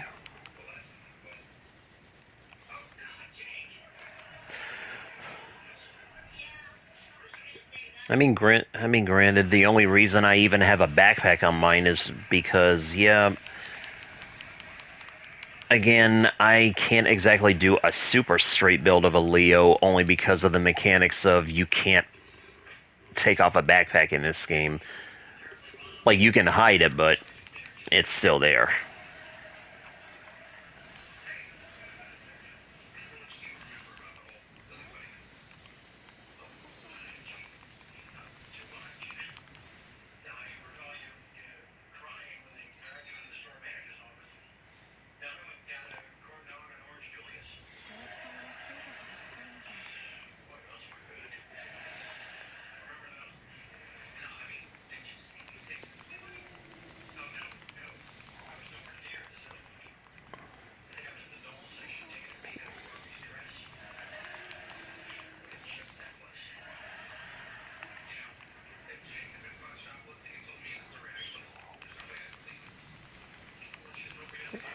see. Yeah, I think this is just the SD battle. Well, one of them anyway.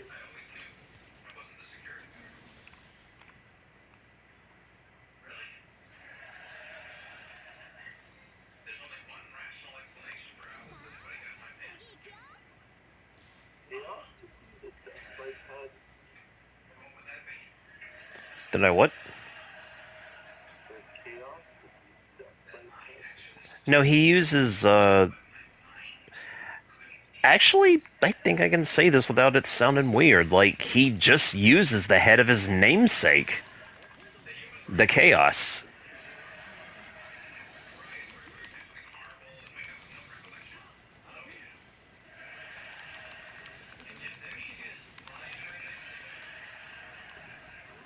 Which now that I think about it, he uses the Chaos, little girl uses the Abyss.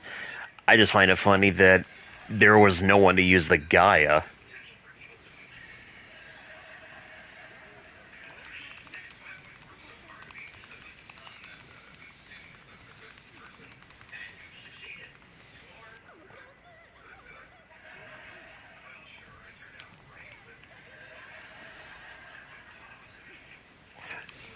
Wait a minute. I've done nothing but just using, actually, now that I see, you have no EX skills attack. I mean, the Leo doesn't have anything. And while the Quanta has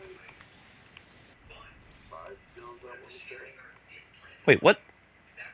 Oh, that's right. I just finished this like normal because of the story.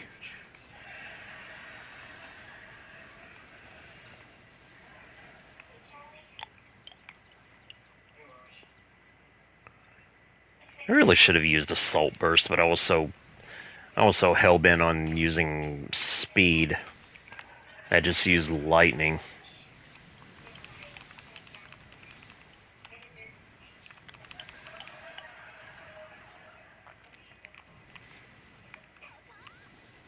There's a little gun tank, and there goes the little gun tank.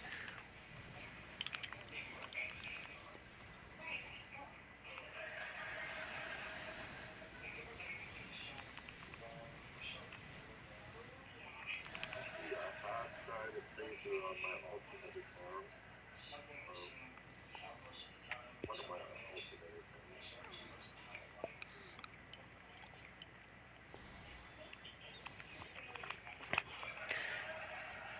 Alright. Next. Changes in Neo Chrome. Silver, actually.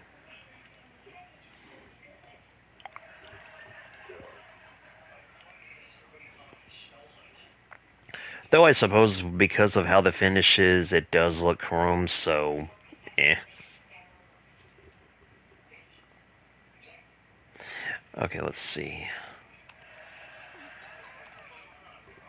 25.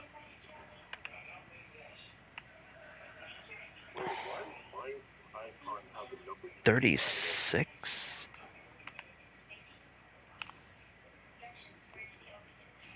Oh, that's right. There's 36 missions. So there's only 10 left after this stage.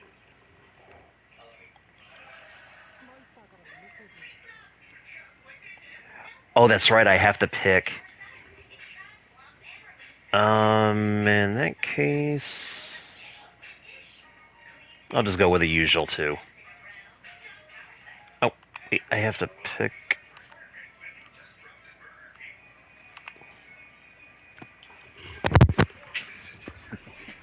Wait, that's weird. I thought I was supposed to pick two.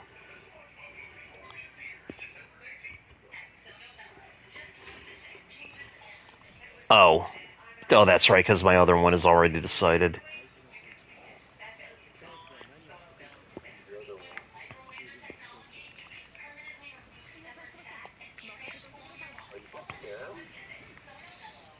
No, I didn't pick Jin. He's automatic.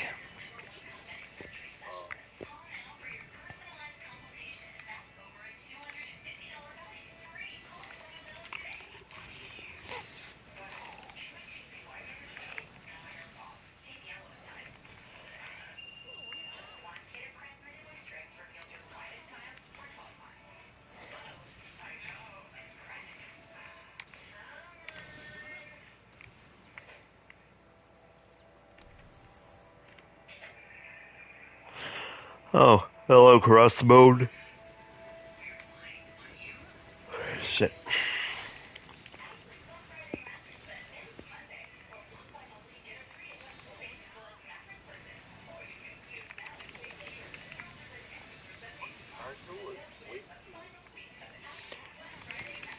That's the point. Trying to blitz through as fast as I can.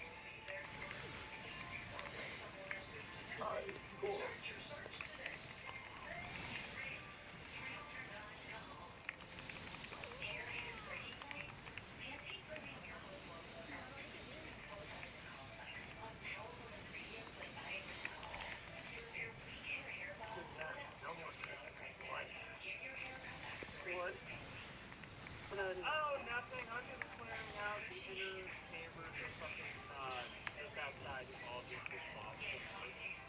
I thought I'd need a lot of help with that.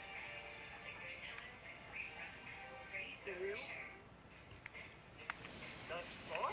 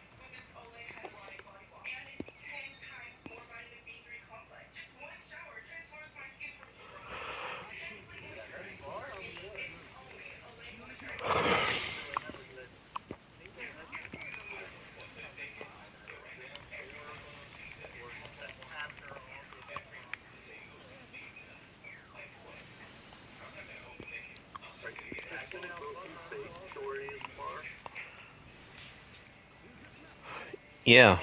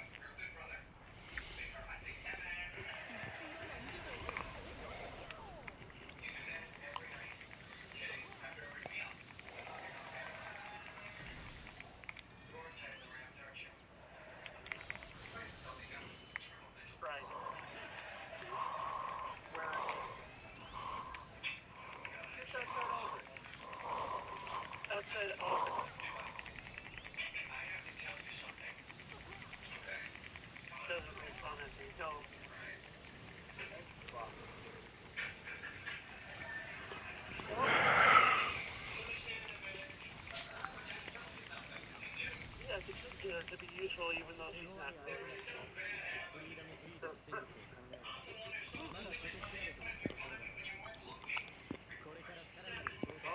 1999 for unicorn Nippy.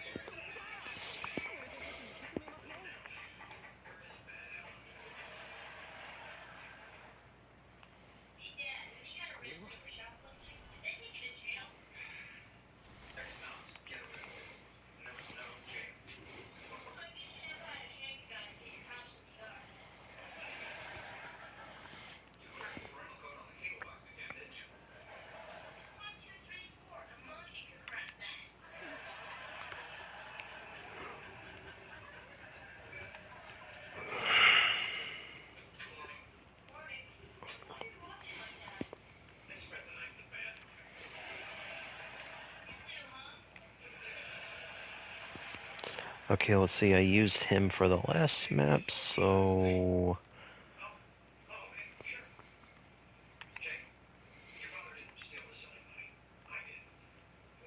But you've only completed standard and recent difficulty? What? Screw you. Lamar, you've only been on standard and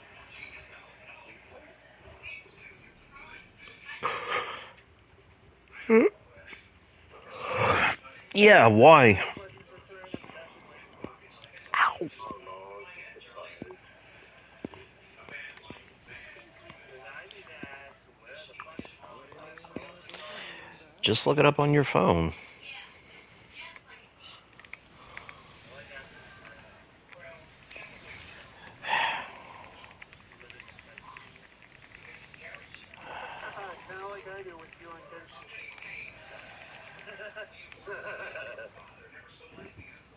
At this point, I'm now that.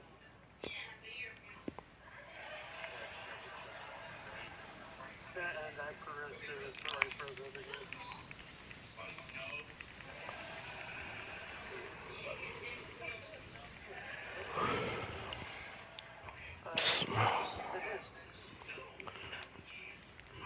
Oh, damn it, now all I can think of is this one again. God,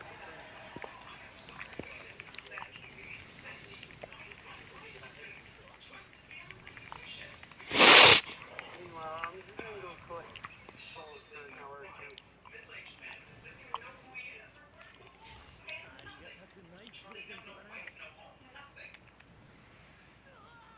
Battle axe, bitch.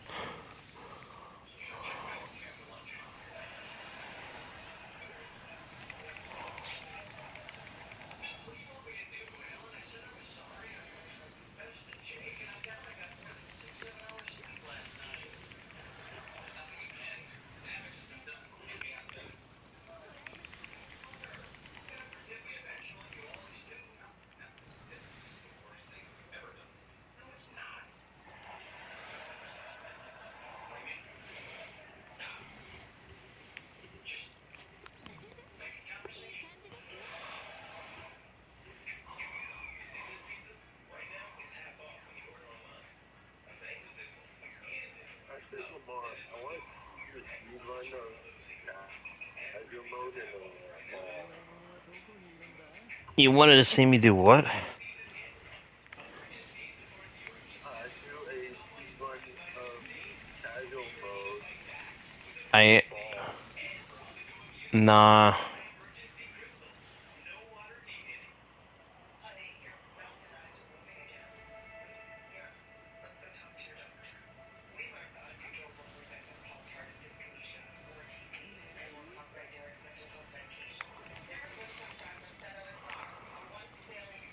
I gotta hold my concentration.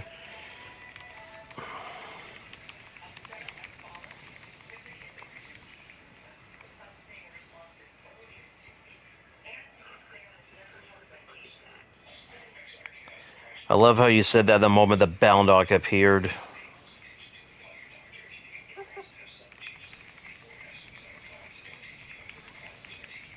Daniel, like, it's seconds away.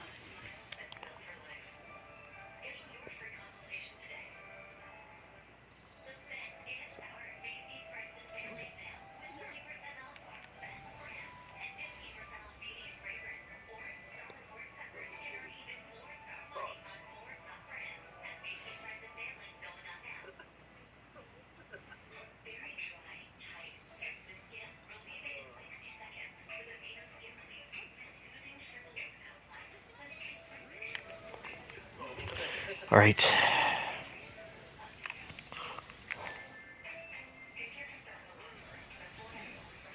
There we go.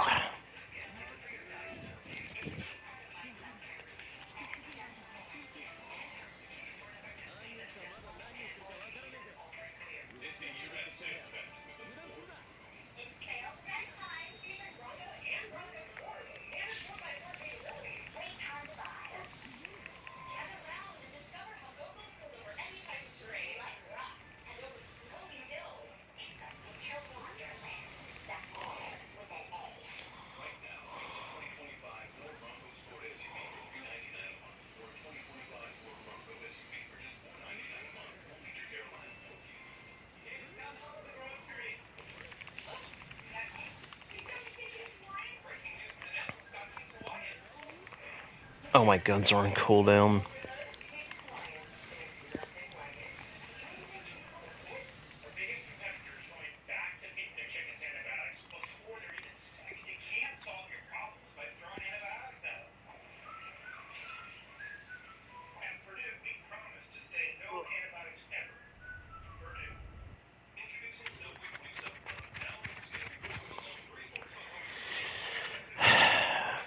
To allow myself to refresh, I'm going to be taking another short intermission.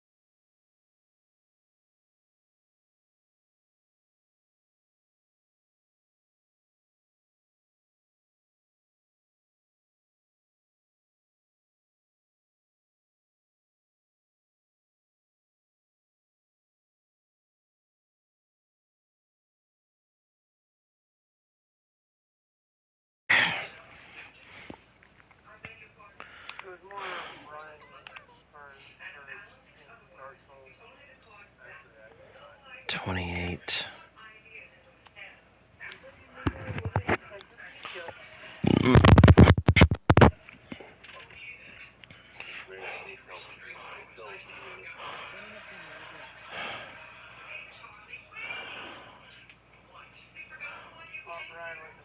Hmm.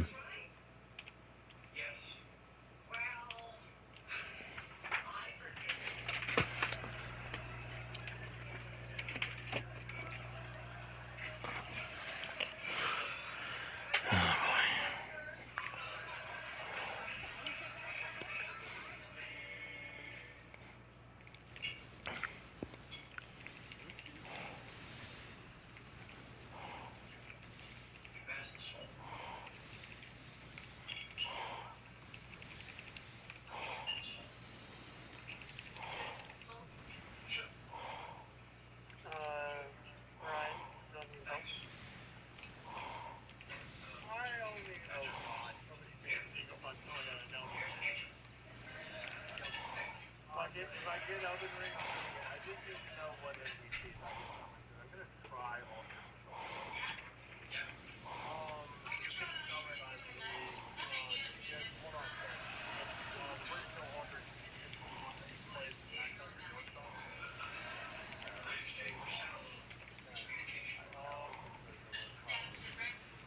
Not yet. You also need to make sure Fury on stabilizing all the fights. Yeah. Fucking where the fucking thing.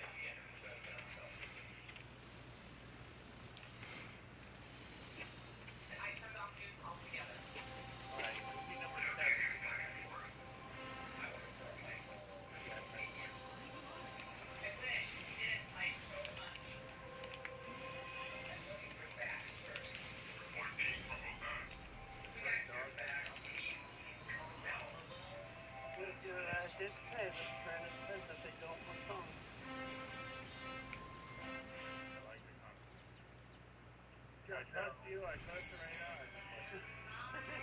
Okay, paranoid. No, yep, that's because Dark Souls has always been Yep. More enemies. Oh, I'm watching that.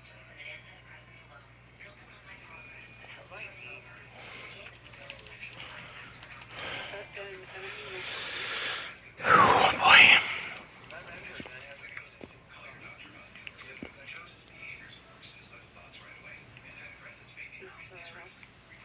I saw him right here, and I saw someone lunging at me. And no, Dark Souls 1. no shit. Also, thanks fucking for using my sword sword.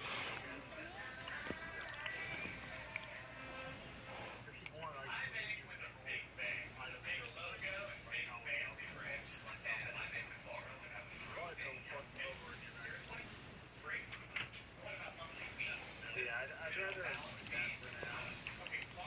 I like my build the way it is right now. So let's just focus on Actually, yours is easier.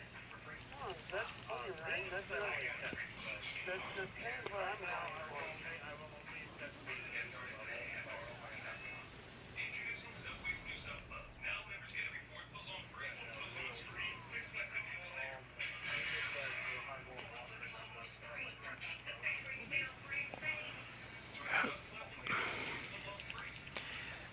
level. Dan, talk to me. Dan, talk to me about something random. I don't care what it is, because I am honestly starting to fade a little bit. Star Wars. That'll do. That'll do. Mandalorian. That'll do. Serena, shut up. What about Star Wars do you want to know? Just anything random. Just as long as it can keep me up. Warrior classic, basically, fight each other till they die. And the only reason why that, they're always losing is because they keep fighting each other. Instead of fighting their, shared enemies. So yeah, they're almost invincible when they're fighting their shared enemies. But fighting each other, it's like it's strong from, Planet 8. I see. Actually, bit of a thing I do have to ask is, wasn't Mandalorians also one of the only ones to use a dark saber? They're the ones who created it. Specifically a Mandalorian who got adopted into the Jedi Order. You guys go ahead, I'm just trying to saber up.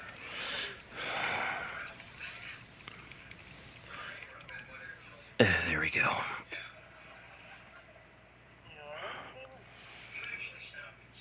Me doing this speed run, honestly, is a little taxing on my concentration, so...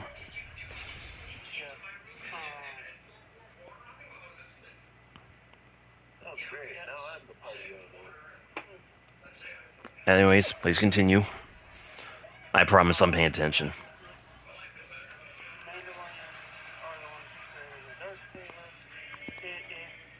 It works very differently than other sabers. Explain.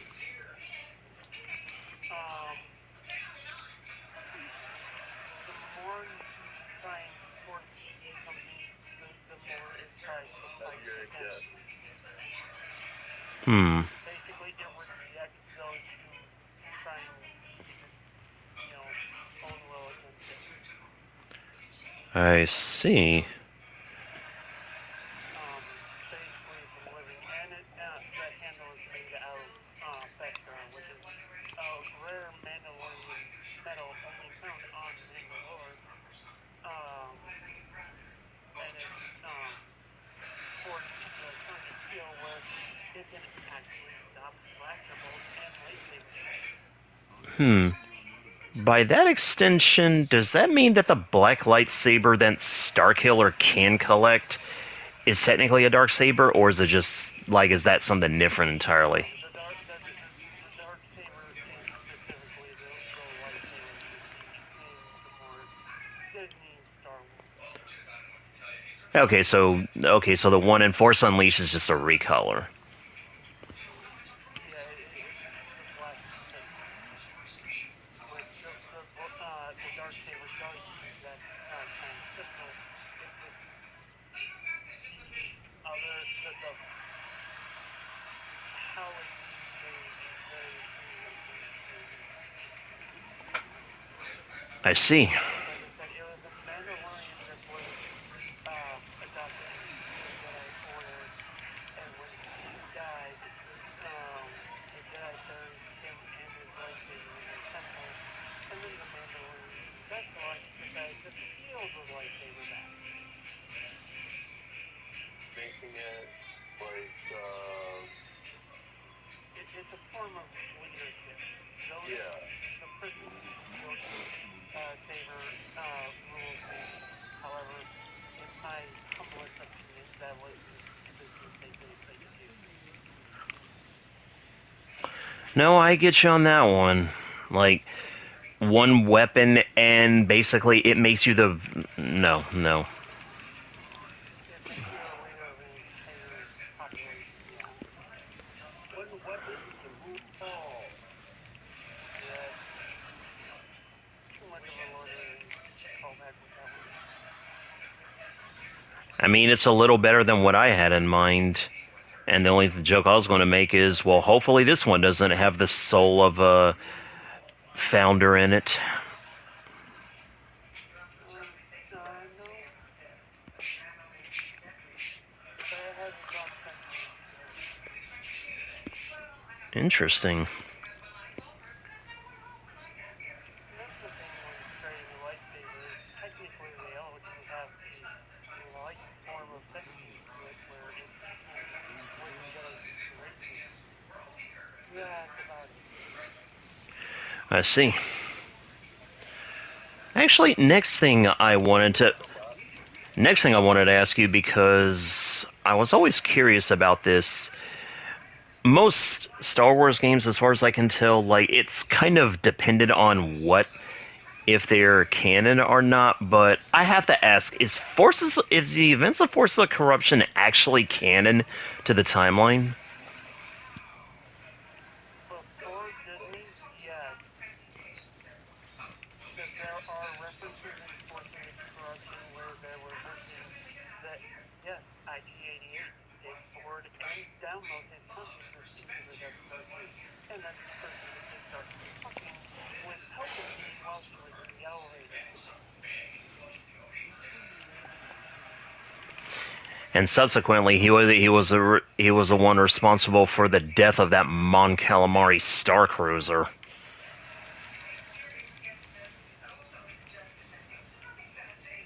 IG-88 couldn't get full control of the Death Star, but yeah, when he downloaded his consciousness,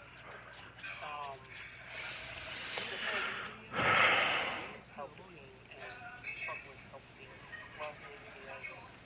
Wait, you said he couldn't get full control over it?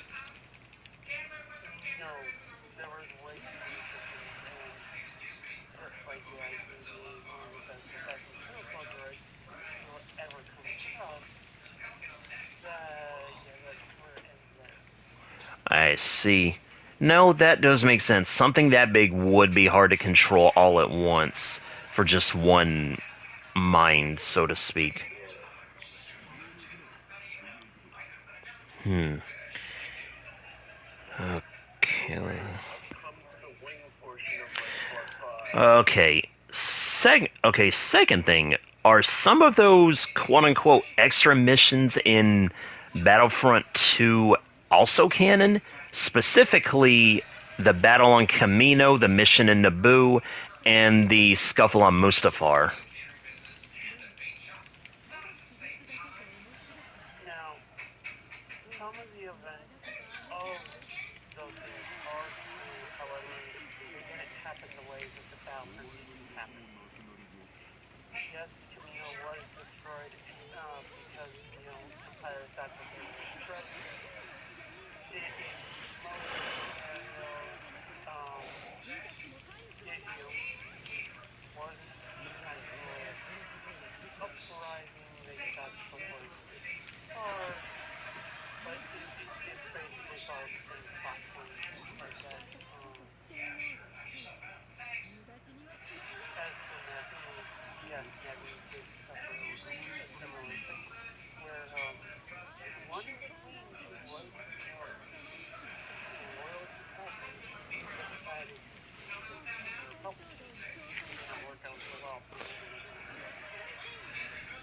I believe her name was Queen Apollona. was actually Okay, so that was okay. So the answer is that then. Like, so. Wait, but what about the thing on Mustafar? Like, was there? there was a team that and reactivated a ship out of So basic. the Antarctic or anything. So basically, two of those three things did happen, while one thing sort of happened. That makes sense. Then I'd also have to say, pretty much within the same group of missions, that leaves one final piece of the puzzle I was always curious about. The deaths. Hey there. That leaves one other mission that I was always curious about, the proverbial piece of the puzzle, as it were. The Death Star outbreak. Did that actually happen, or was that just a... There was a small spending death on the Death Star, but because the Death Star literally had cannons powered Imperial Star Destroyers, yeah, no, there's enough stormtroopers to crush any rebel resistance.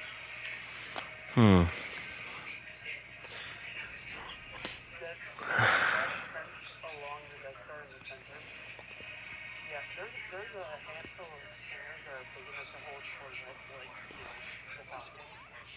But there are many hangars along that lower trench that hold, Star Destroyers in them. I see. Yeah, for the most part, I was always... Yeah, for the longest while, one thing I always thought was interesting about the Star Wars games is that they usually would bring a lot of the canon events, but they would also put their own spin on some things. And then they would have some things that straight up was never mentioned in the movie, but felt like it was a supplementary material thing. And as far as evidence of that goes, look no further than some of the missions you undertook in Rogue Squadron for the N64 PC version. Because the joining of an Imperial... Because the fact that an Imperial TIE pilot actually did defect to the Rebellion, that was case in more. It also wasn't Tilly. Well... Remember, Wedge Tilly was a TIE fighter pilot before he was recruited by the Rebels. True, but I'm talking about, like... Because one thing you have to remember is, like, that is true, but I'm speaking more... Because I'm trying to remember, when does Rogue Squadron take place? Okay, so the events of Rogue Squadron actually take place sometime after the Battle of Yavin. That's why it stuck out to me a little bit more. That they actually had defectors at that point of the war.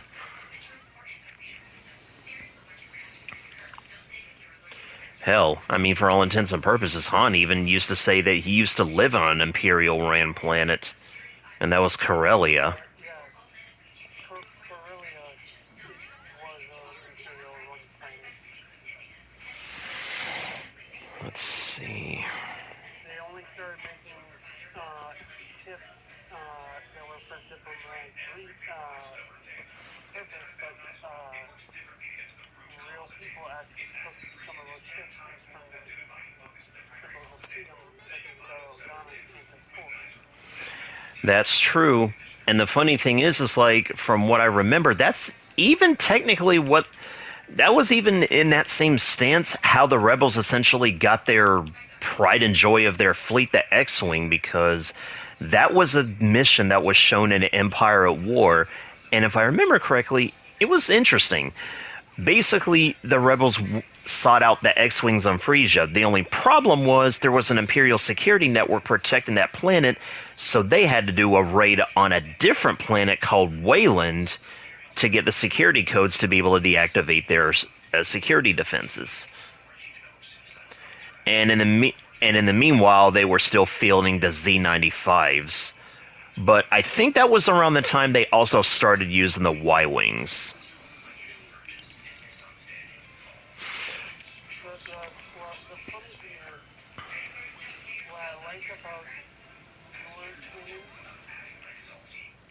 that the Y-Wings have been around since the clones. Same with the Z95. In fact, the Z95 have been around slightly longer than the C.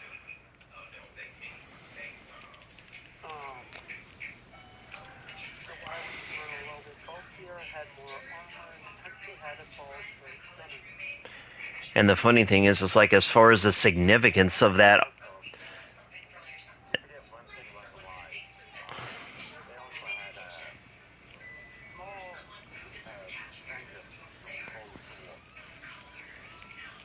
Oh, yeah, no, they've always had hyperdrive. This aspect are so much, the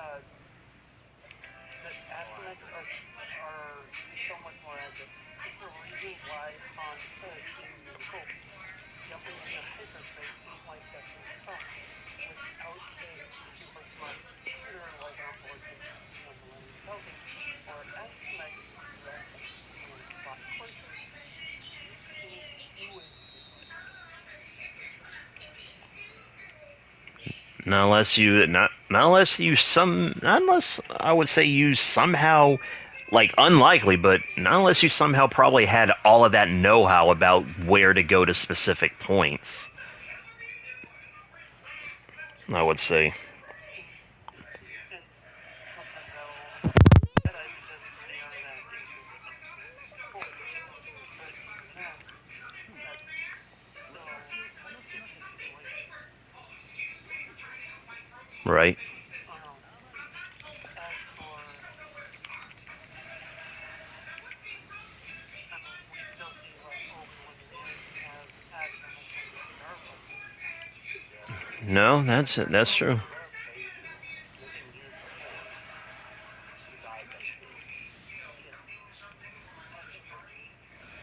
reason why he had astromech was more for navigation data because those starfighters were so small or so light, so the advantage we have to those for other means categories the starfighters because of kinetic reflexes are so ridiculous that they don't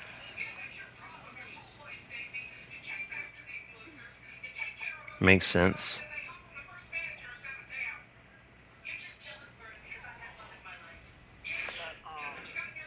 but like okay the starfighters you see in Revenge of the Sith, the ETAs, they don't have the countermeasures which explains why Anakin and Obi-Wan have the same countermeasures as the ETAs. Like, this is like your phone from the Mark Bay. That was more of the Delta 7 and using that one time use because most parts of the there for flying. Because you need to repair the ship it's easier to stand when you land. But the ETAs also didn't have a hyperdrive or didn't have a hyperdrive, they had attached themselves to a hyperdrive. Which unlike the Delta 7s where it was a two-engine one, ETAs had a powerful hyperdrive with 6 engines.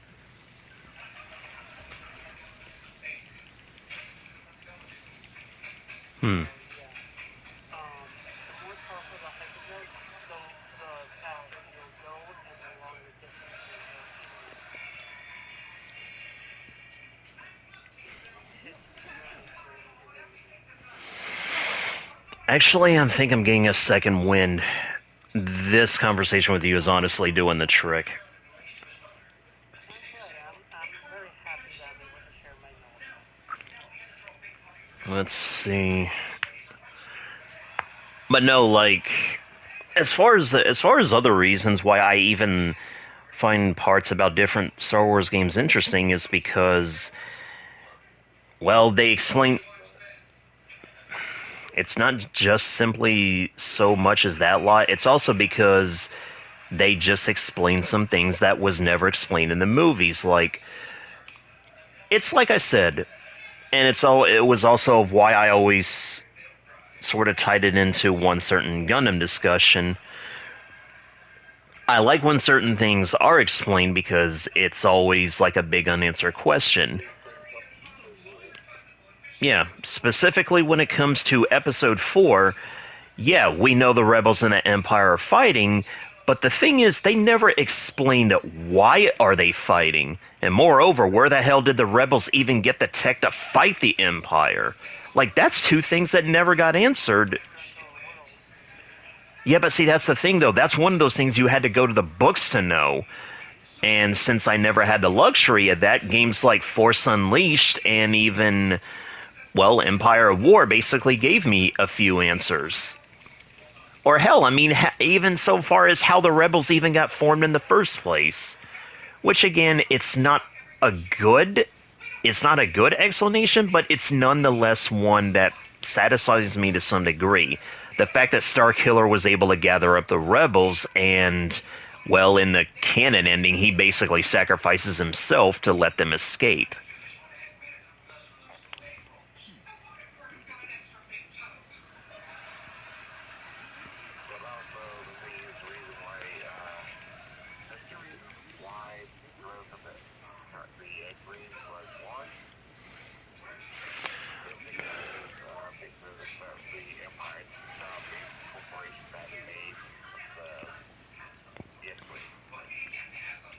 Yeah. No, no, that's the thing. Like, I know how they get them, Josh, because, like I said, I played Empire of War and I did that mission. I saw how they were able to do it. Because the thing is, they were actually freeing the scientists that had the plans for the X-Wings, and the scientist was happy that the fact that the rebels rescued them, so they just simply said, "You rescued us, what can we do for you?" And, well, Captain Antilles basically said, "We need a force of fighters to go against Imperial TIEs because the Z-95s are just not cutting the mustard."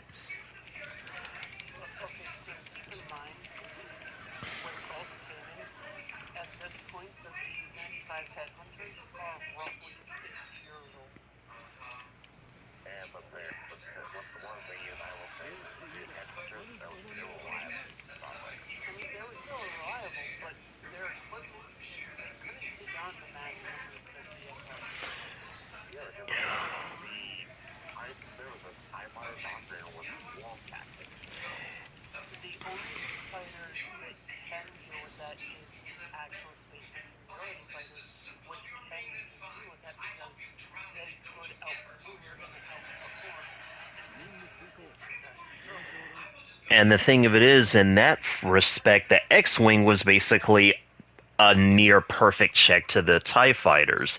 Because for one thing, they had deflector shields. Another thing is, each and every single one of the X-Wings was outfitted with an astromech for peak performance, or to quote Rogue Squadron, it was basically the second workhorse of the rebellion.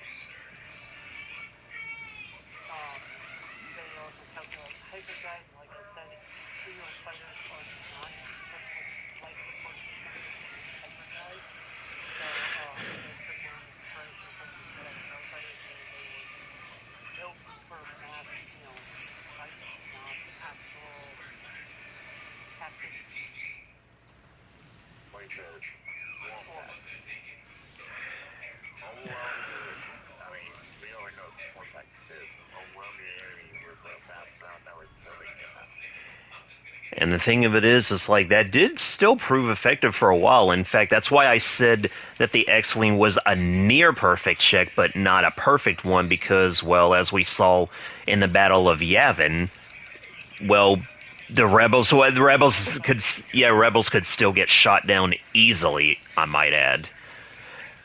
But the thing is...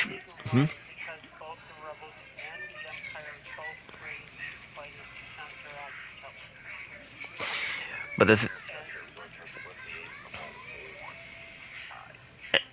the thing, all I was going to say is, from my knowledge, though, the Interceptor didn't make its debut until almost the Battle of Endor, though. Like, I think even during Hoth, the Imperials was still fielding I mean, they were still fielding TIE fighters, the bombers, and I think the Defender was in the works at the time. The Defender was actually in the works before the full war officially came in. But the railroad that it makes the same cause and effect of basically what happens when the enemy gets a hold of your. Oh look, it's your plan. I don't think that's gonna go. Yeah, that's gonna go wrong. You're like, And in case they actually steal it for their own, they destroy the plans for the rest. because with the TIE Defender, we all know how dangerous that thing was. It had the fucking shield placed for it, and it also had its own type drive. Not to mention it had ion cannons, similar to the Y-wing. Yeah, which could actually, go against capital. Those were capital grade ion cannons, not just normal. The thing is, I think the thing that kept it as a bit of a check, though, is in typical fashion in fictional universes, it was a prototype, and thus it wasn't able to sustain mass numbers, so it was really only meant for elite squadrons. Okay, you got idiots like Tarkin and most of the residents who see super weapons as the end all be all.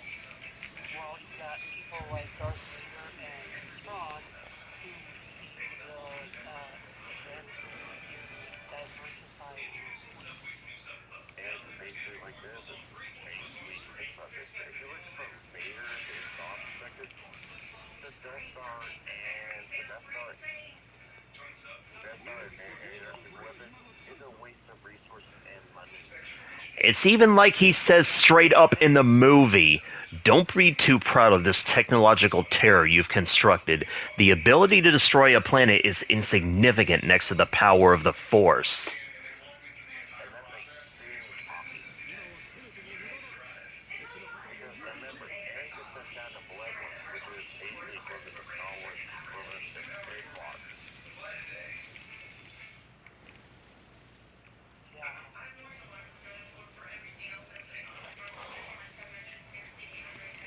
I'm sorry. The thing with Vader saying that statement in New Hope, it's the one thing that him and Thrawn truly, and I do mean truly, agreed upon after,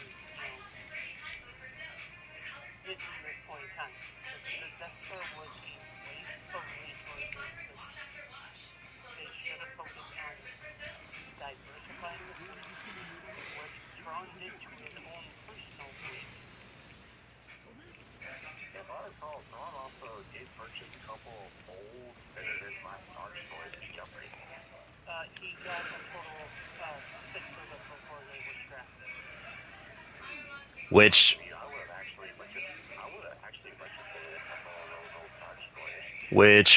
which by the way, lest we forget, that was a mechanic you could do in Forces of Corruption. You could actually recruit Venators to fight at your side.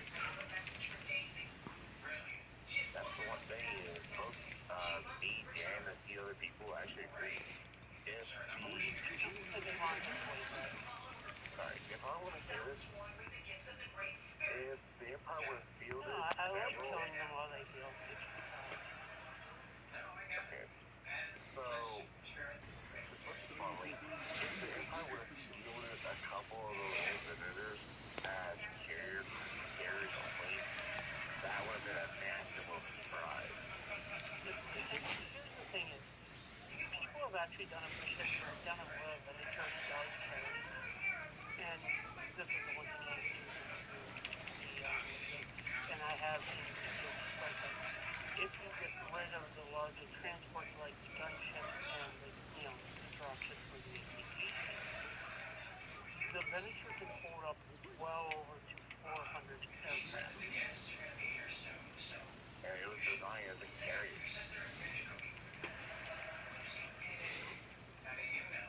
And that shows you, I mean, think about this. The tactics at the time for the Empire was war tactics, am I correct? Repeat. Sorry, I know you. So I know that the tactics of the Empire, the Imperial Navy, which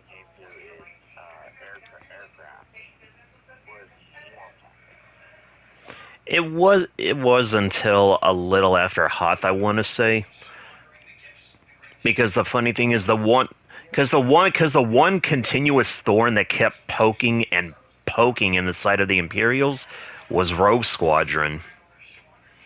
Because Rogue Squadron didn't just stick to using X-Wings. They used whatever the mission profile allowed it. They would use Y-Wings, they would use the occasional B-Wing, A-Wings, you name it. But here's the thing as well. This is what happens in militaries when you stuff to save dogmatting in the same philosophy. Only I'm watching your stream now, Lamar.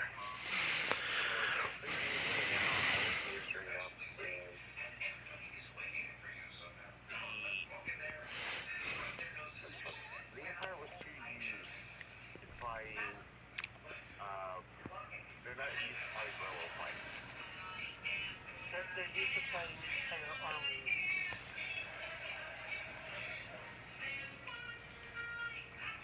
There's leftovers, a couple pockets of form resistance active, and their biochips degraded enough where they can remember what the fuck the stage is wrong. Yeah. Some of them had horrible PTSD. Even Cody. Well, according to his team, he said that PTSD is literally He's like a fucking Obi. By the way, I'm coming upstairs. Mm-hmm. I would actually have the notes Cody actually find Cody. and try and, basically write it. And basically fucking make Cody like, the only friend that knows that who Obi-Wan was, but then, Cody takes it totally for Kenobi.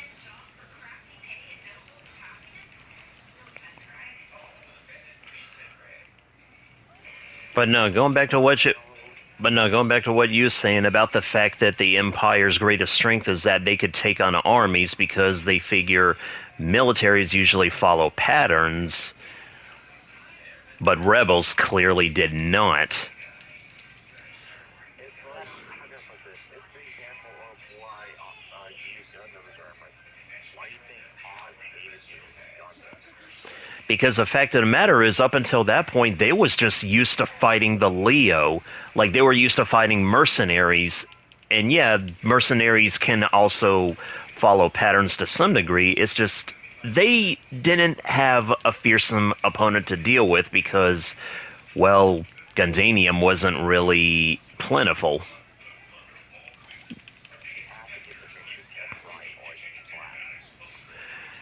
And once the Gundams came out, they actually presented a legitimate, credible threat.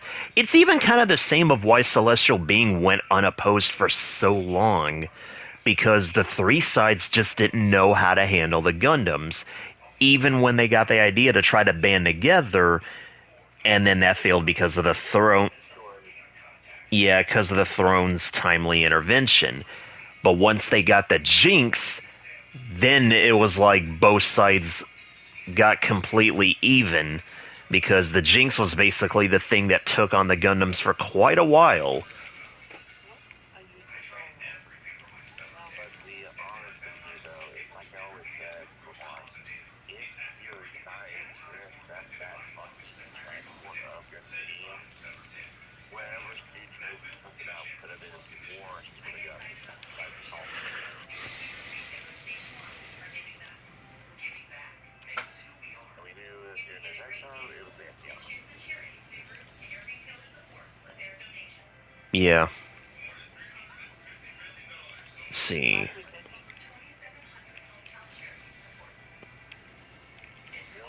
Yes, the Empire was so used to fight vast armies, not insurrection.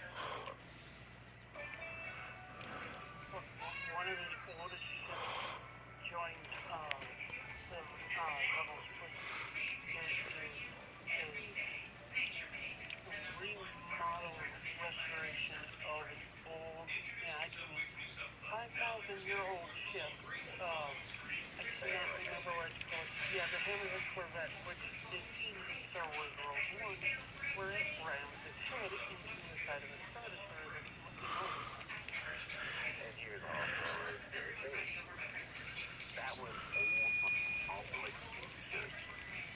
Yeah, 5,000 years old. And the funny thing is, they were known for using a battery lamp. They would Usually that was the last resort, but yes. yeah, because what they would do is they would turn the entire ship's wheels forward to the hammer as it went ramming through. That's why they got the nickname Hammerhead. And as far as specially modified ships go, another one that I distinctly remember that the Rebels had that was one of my personal favorites, a heavily modified Corellian Corvette, the Sundered Heart. Oh, the one more ship I will say that it wasted money, but it was good for its time. The stupid Star Destroyers were a fucking waste of money.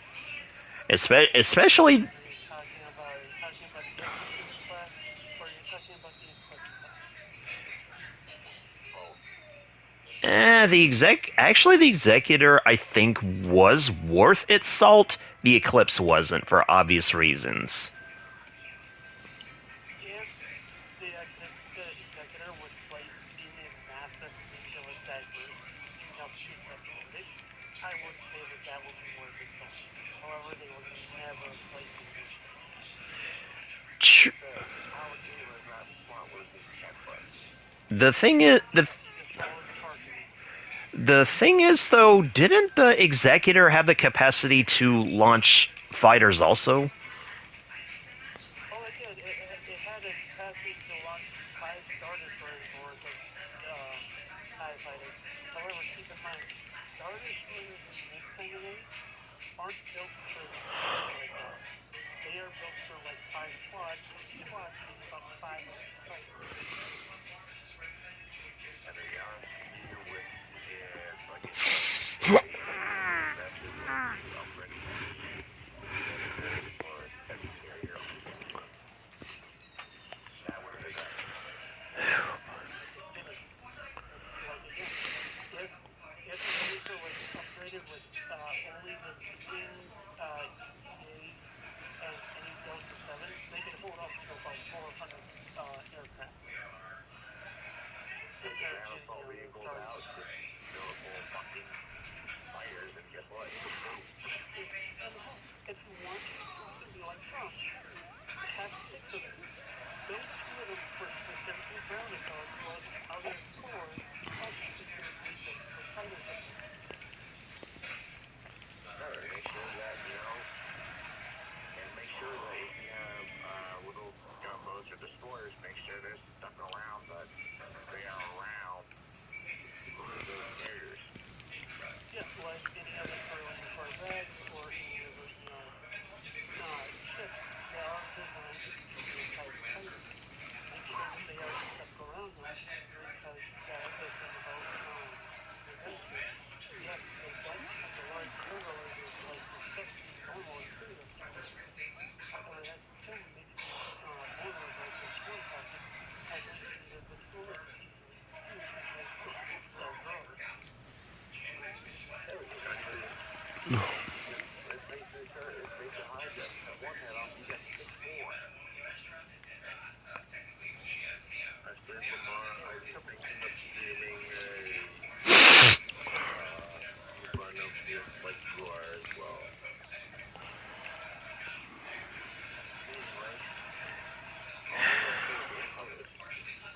Hmm.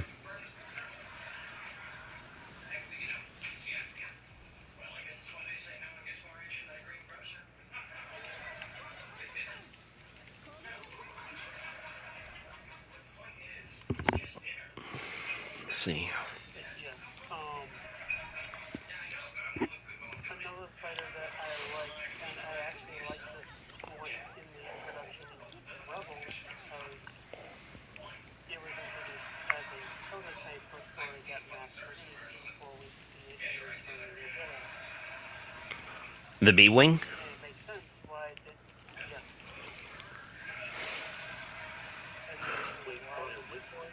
The B wing, basically the Y wing's younger brother. Yeah. I didn't hear it clearly, that's all. Yeah. However, the prototype had a lot more firepower than the actual Y-wing could ever compare.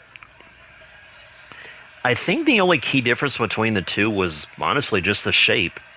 The B wings were a little awkward to pilot. Yes and no, because their cockpit was a gyro stabilized, similar with the ATTA, if placed the right way. So you can pull off some pretty cool things. Yeah.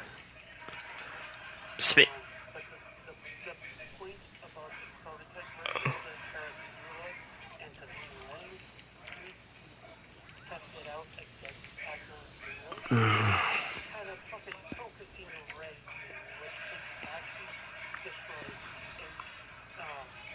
a light beam. Speaking about favorite vehicles, one vehicle that the clones had that I always thought was infinitely better than the counterpart that was in the Galactic Civil War, the ATTE. I always felt like it was better because the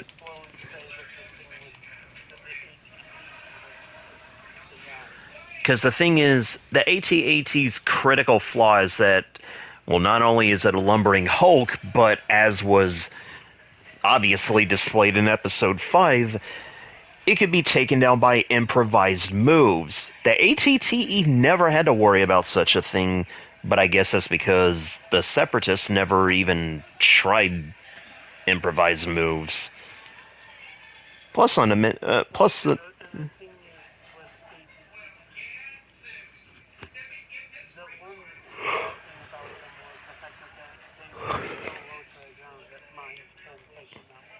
yeah,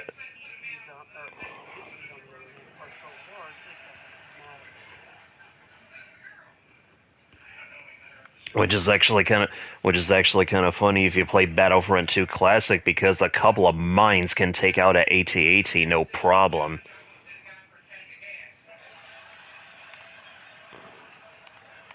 Actually, Lamar, you know how you mentioned the no shopping zone, drift zone from the mall? That wasn't a that wasn't a drift zone. That was like a time attack, I think.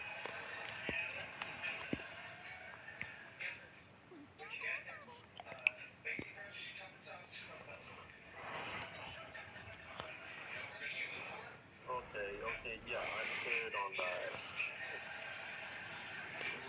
You were 1 second faster than TJ. Still hasn't stopped. Like I said, I don't think he's ever coming back to that.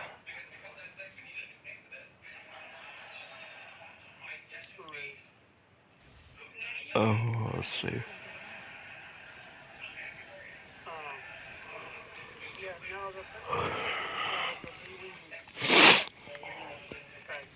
it literally works to start the light cruisers moving through the Carver blockade.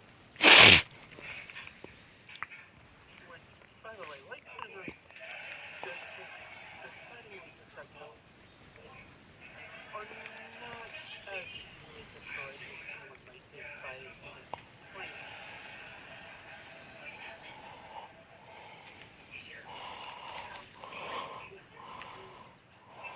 no, the one fighter I wish just never went out of style was the fucking Arc-Legion. Well, it was a precursor to the X-Wing. Functionality and all.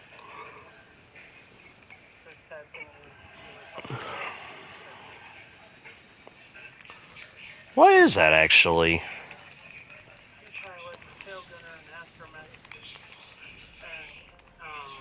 Oh yeah, that's right. The Arc 170 was a 2-seater, wasn't it?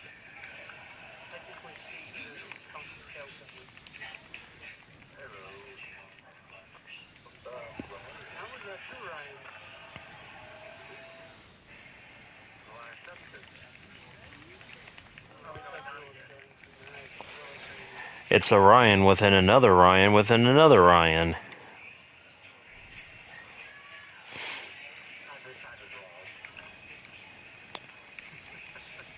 I know it did. Everything sounds wrong. And I will be taking a short intermission.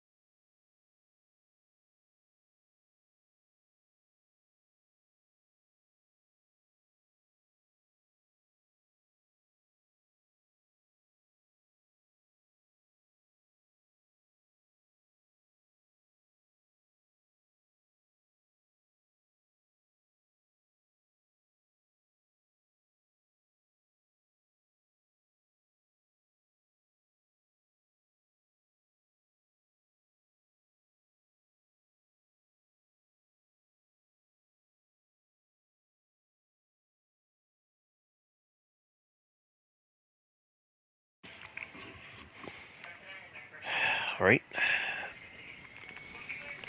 Now we're zooming.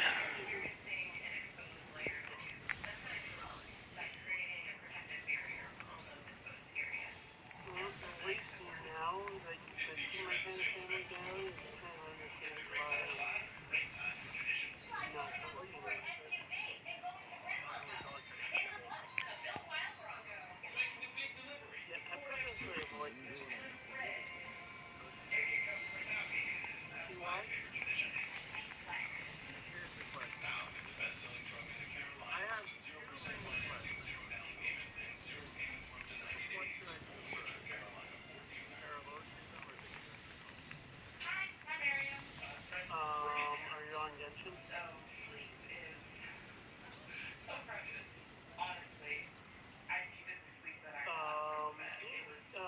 Share screen real quick.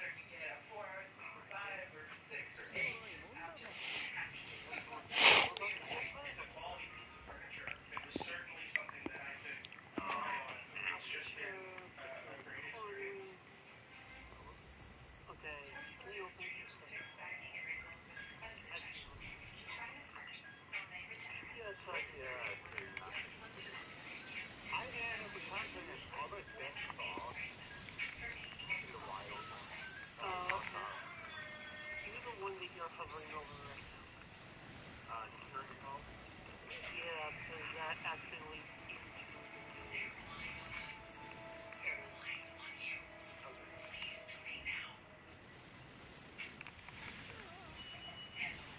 Yes, right now I'm kind of around in Dark Souls 1.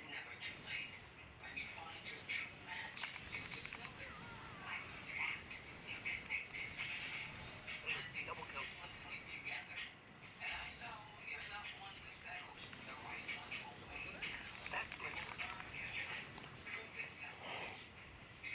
Yeah, I'm just doing around with battle axe, killing everyone.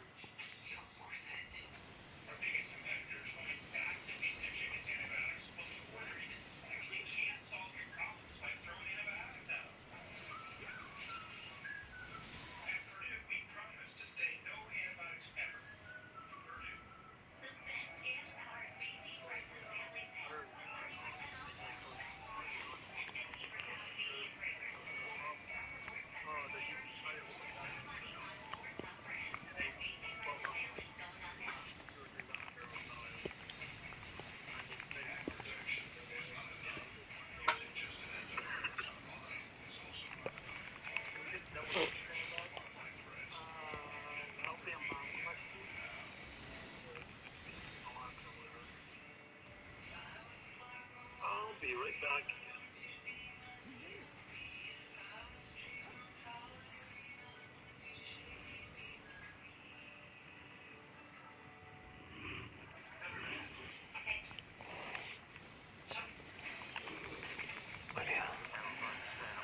Okay, let's see.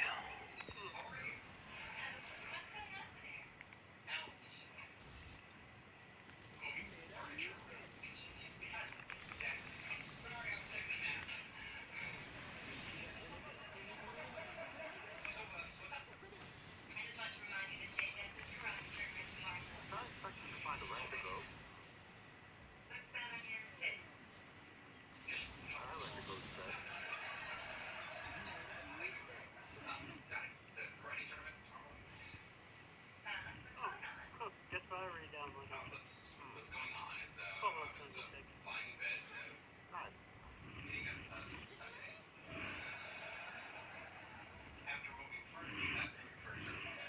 Can't remember where I last was. Oh boy.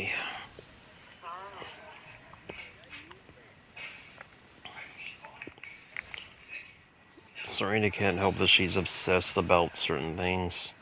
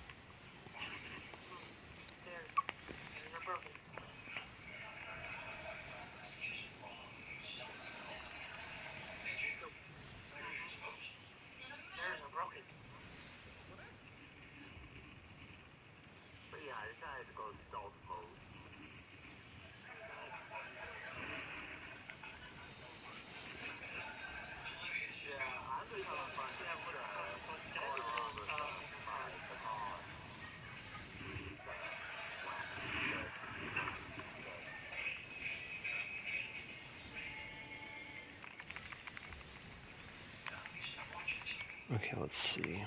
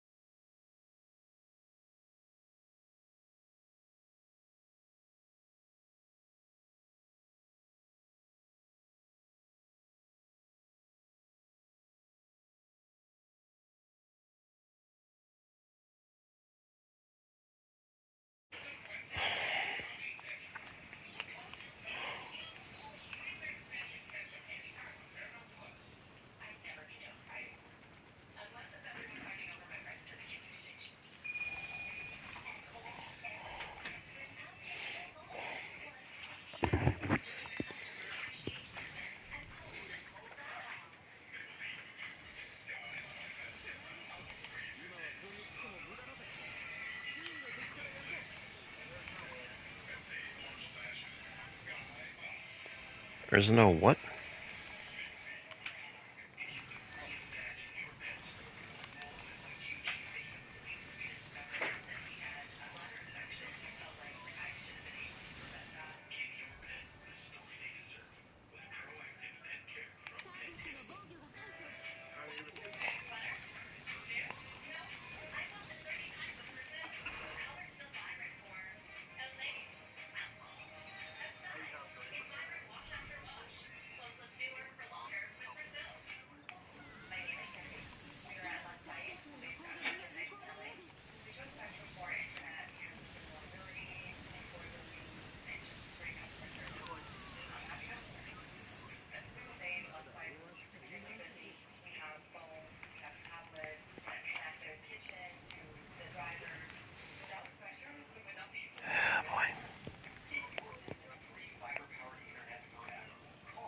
I mean, I told you you need to get death blow.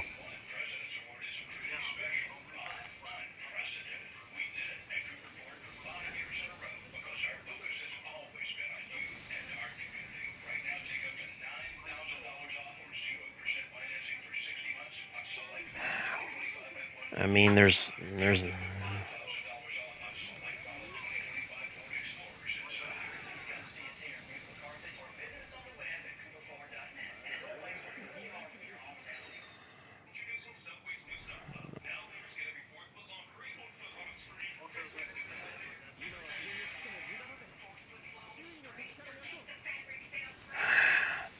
I mean, there's really nothing for it but to just face him as best you can.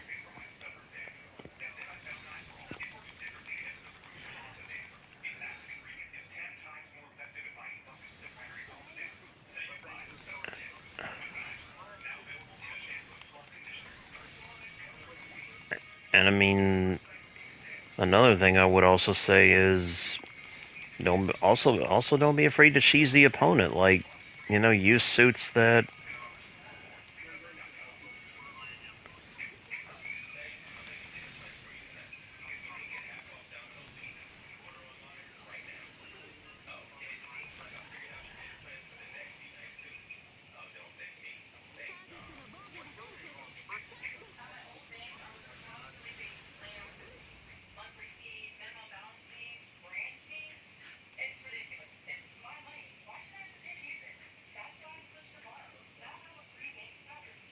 Mm-hmm.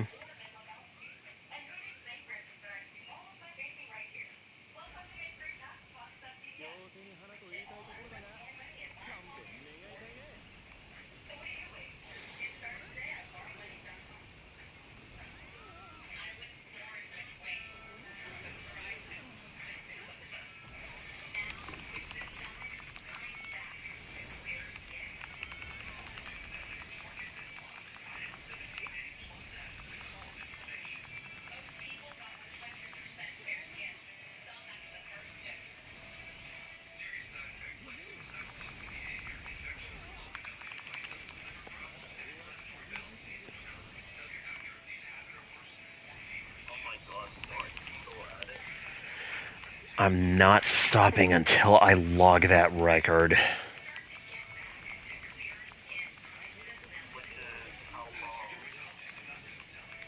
Just once I finish it.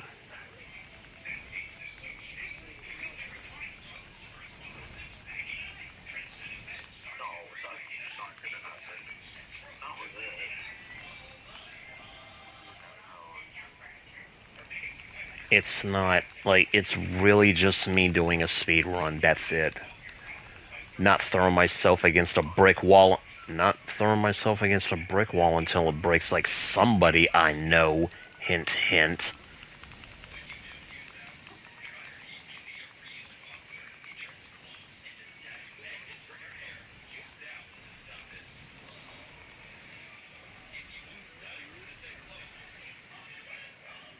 Why am I always sucking in those tricky runs? Always right underneath here.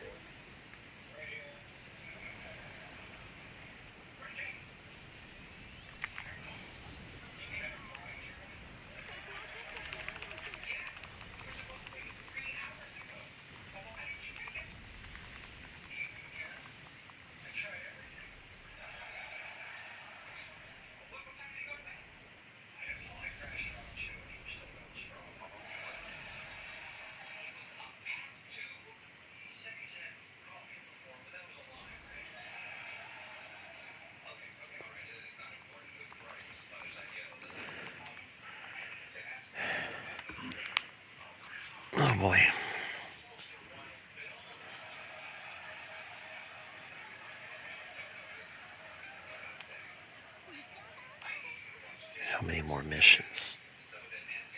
3 more.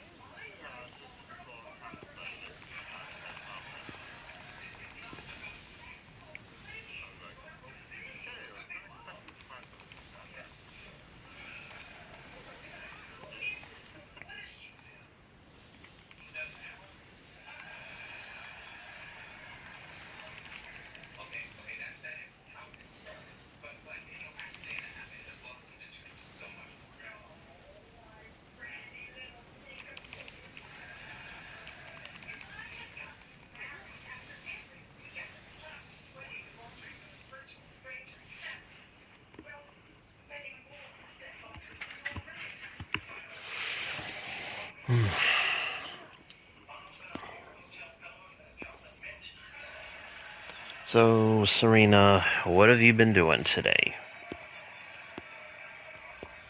She was at the family gathering. Elaborate. Because I'll be honest, I'm starting... First Christmas of this year for us. Oh, okay. That's cool. Because we do, multiple fragments with the family. Let's see. Did you do any fun things, Serena? Well, I said it earlier, I had to go in my first I said something fun, not just cooking. No, she had Food. really No. good food at the family gathering. I know, I said, did she have fun? Yeah, she did. She likes tasting new food. That's her idea of fun? has a different taste for fun. Hmm. Especially when we're antisocial selves. By the way, Taylor, we got these tiny little fries, ones, happy, milk,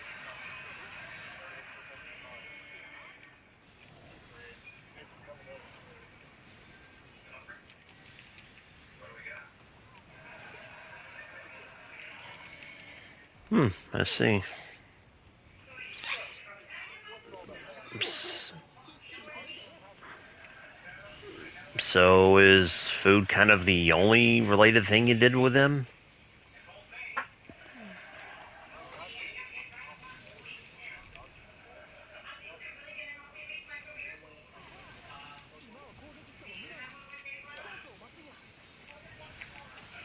Oh, okay. Like that all sounds pretty good.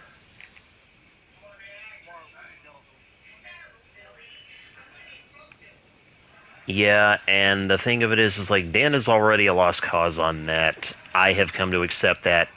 You, however, I told you I have some hopes of still wanting to do a convention with you, so I'm not giving up on you.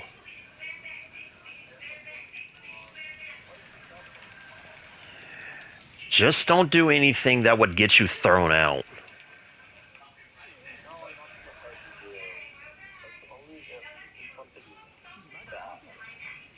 Or overly lewd. And knowing Serena, she's going to try to push that barrier as much as she can. That's why I sit. I don't believe you. Not when it comes to that.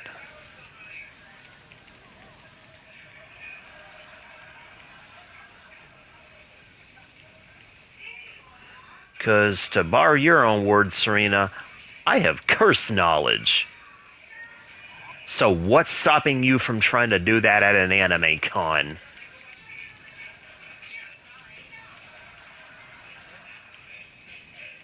Hence me saying, don't do anything to get yourself thrown out.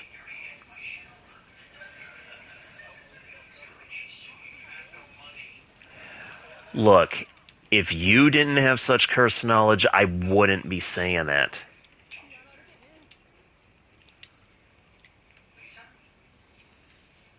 And plus, it's not just a me problem. I mean, you could also make the decision to, not be overly lewd. I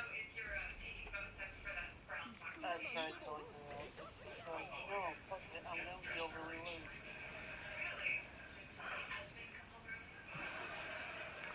lewd. Well, that's unfortunately something she's going to have to follow if she wants to stay in a con because they frown upon that sort of thing. Personally speaking, I'm kind of amazed that Silvervale went the way she did. But amazingly, her outfits somehow managed to be a perfect balance of wholesome and lewd. Just enough to where it actually doesn't piss anyone off, and I'm kind of scratching my head at that one.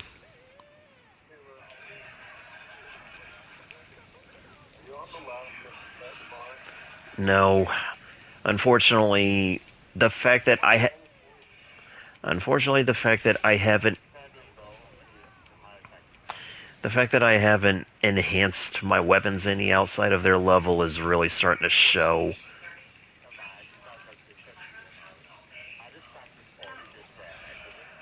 Because that's the thing, Law. I could have went in this with my crossbow build, but I was like, I want to make this interesting.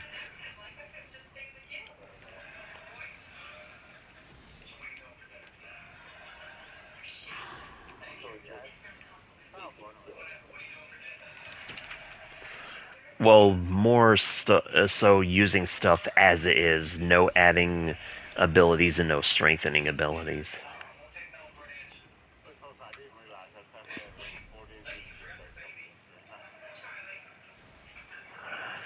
it. Okay.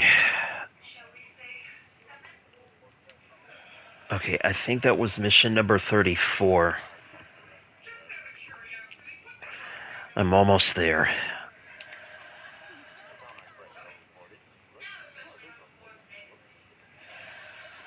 Nice. Mission number 35.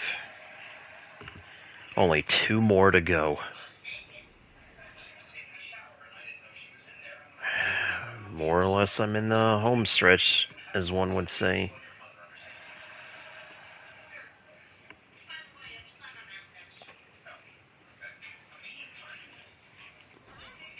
I'm playing Need for Speed Heat again.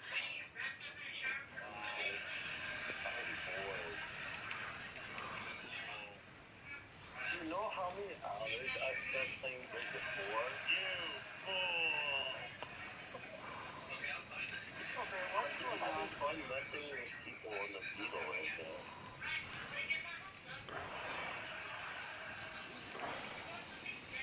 Brian, you have to even back up the game.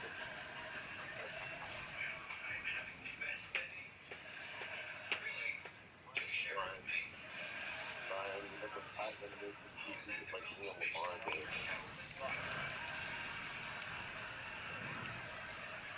I mean, I only did it because it was relatively short on my end.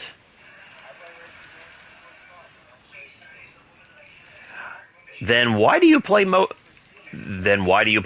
Wanted then? Lame.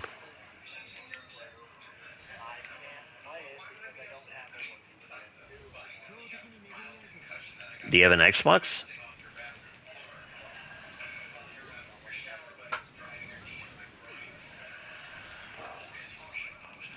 Actually, all you really need is just a, well, either original or a 360, I suppose.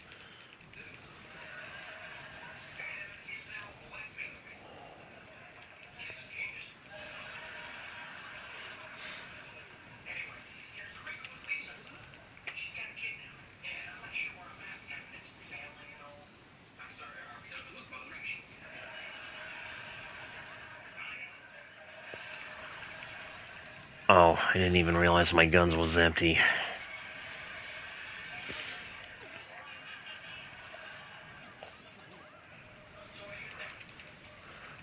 I think this may be more monotonous than my ass kicking sessions in Dynasty Warriors Gundam 3.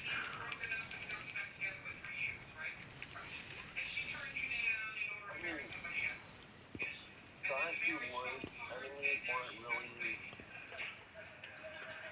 much to begin with. Yeah. Okay. Wave 2. Almost there. Almost there. Just gotta keep going.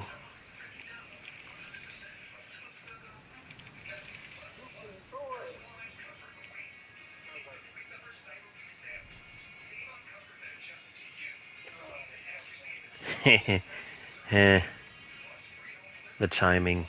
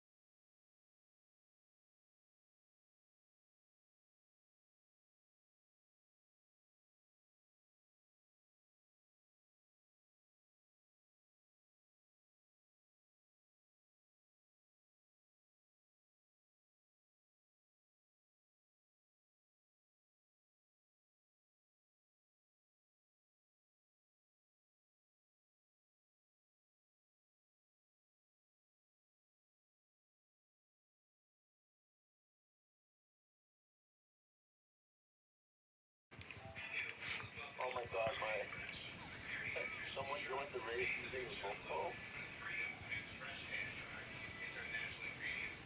Interesting pick. I know, and then Sonic.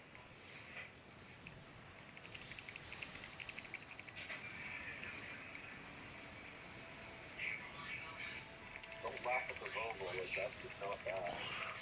I'm not laughing. I just said it was an interesting pick.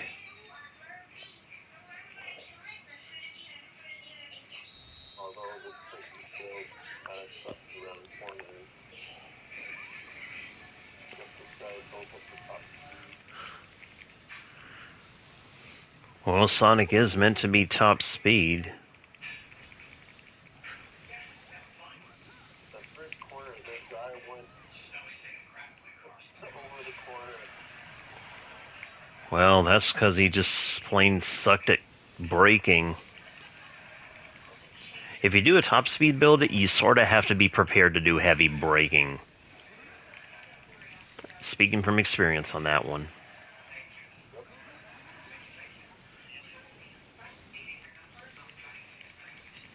You alright, Serena?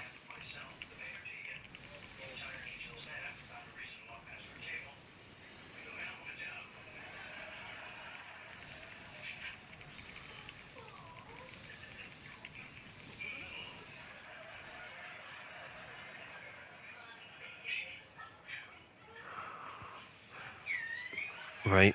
Wave 2 clear.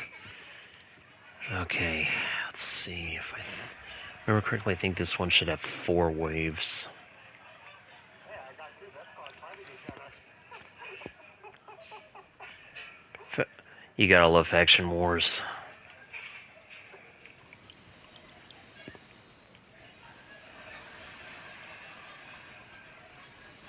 Wasn't the first time I brought you on the Sonic race before? Must you bring that up? Hey,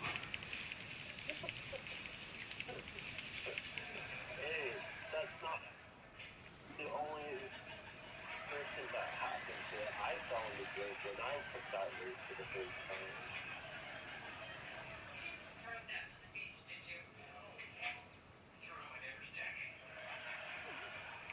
Wait, what? Is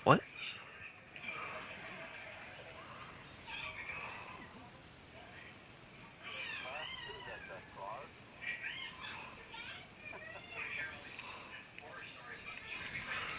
car? Okay, shot my guns till they were dry. Weird and slightly horrifying. But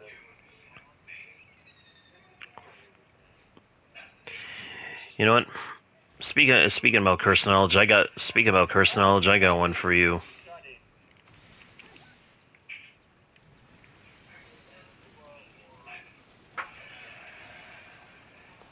Everything is wrong. Don't get me wrong, I love her character. But she did every single thing. careful, One my can't boy, stop her. little corner reader.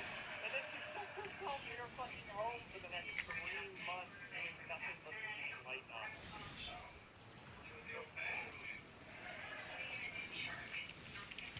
I love some of my holidays completely about that. Every time. Apparently. Are you using Quantum Burst anymore? Genshin has No. fucking Isekai stories. I'm actually using Resurrection Burst. There's even one story that was fucking, it was literally just flavor text because it was supposed to be a different book. And there's one book where a guy, it's just some random guy whose name is Zerbride, dies and reincarnates as the writer of Shogun. I feel like that's referencing something. And you don't get it, and that's not fair. Oh no, I totally get what the reference is. It was reincarnated as a spider, and then he became reincarnated as a slime.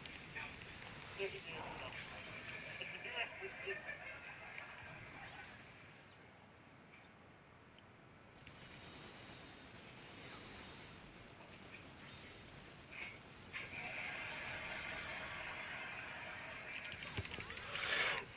Let's see.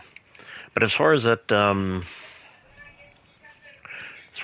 that I was about to say, so remember how I said at one point that I felt as Death was redeemable because of her stupid father? Dai even said it in one of his episodes, or as he preferred to refer to her as, she's one of many girls that's part of the yandere spectrum. And the funny thing is, apparently he was saying like there was 3 different types of yanderes. The ones that's sort of softcore, the ones that he quotes easily fixable with a good dicking, are the ones that, you know, no amount of fucking will ever fix.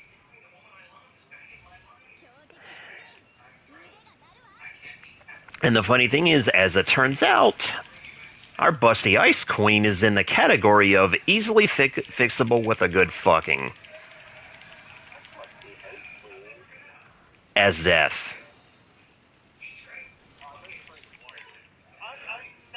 No. Why same busty? We all know that fact.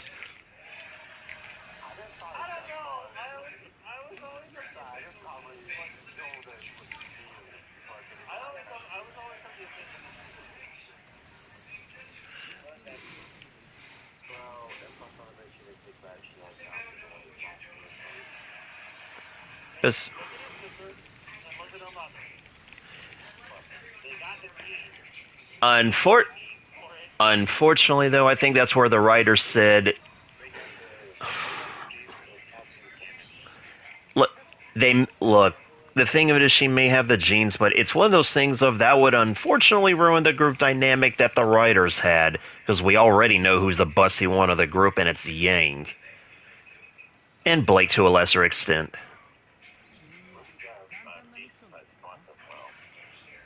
I don't really count her because Ruby is more of...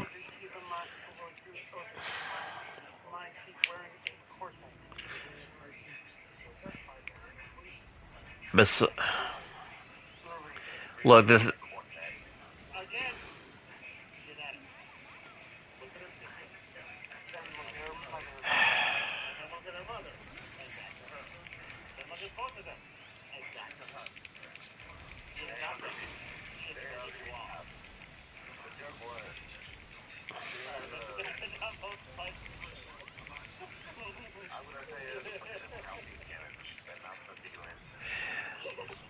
Look, I know what you guys are...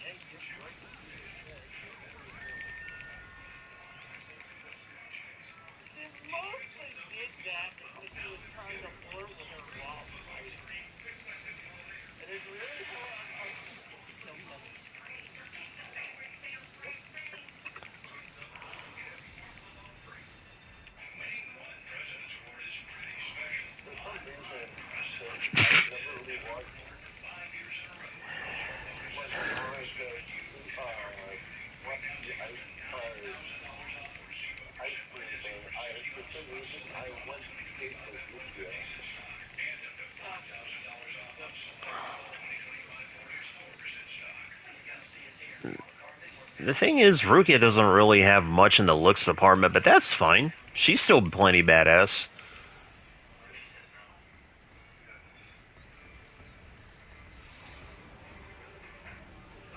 Down goes the Dark Gundam for the first time. That just means one fight left.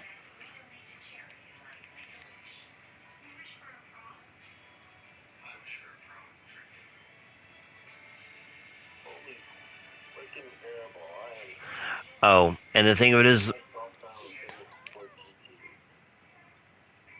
Okay, that definitely is a you problem. Spinning out with a 4GT? How do you even do that? I don't know. Practice! Why? I'm so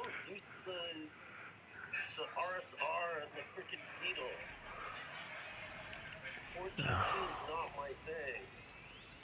Well, T is TJ's thing. just gotta practice. Practice, practice.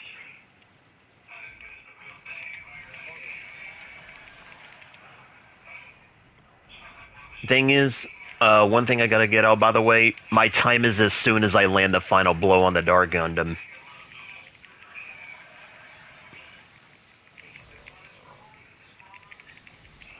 I'm on mission 36, despite all these delays. Despite all my episodes, just like Also, I love how some... Also... Oh, wait, that's right, actually. I believe I brought that up at one point.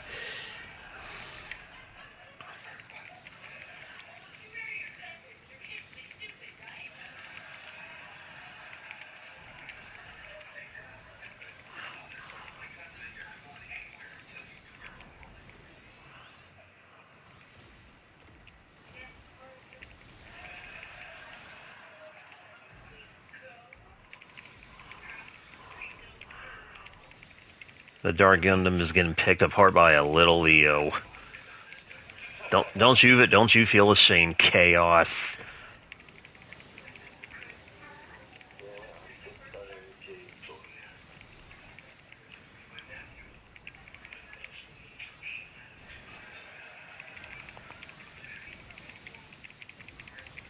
Boom! There we go. And I got the stagger off the shield break. Almost there. Almost there.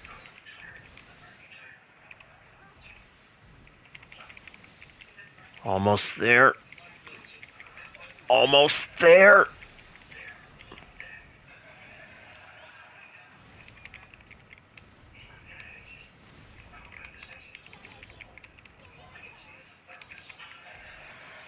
Someone just spun themselves around.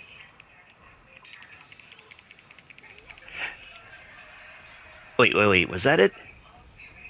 And that's time! Wait, hold on. Is that time? Hold on.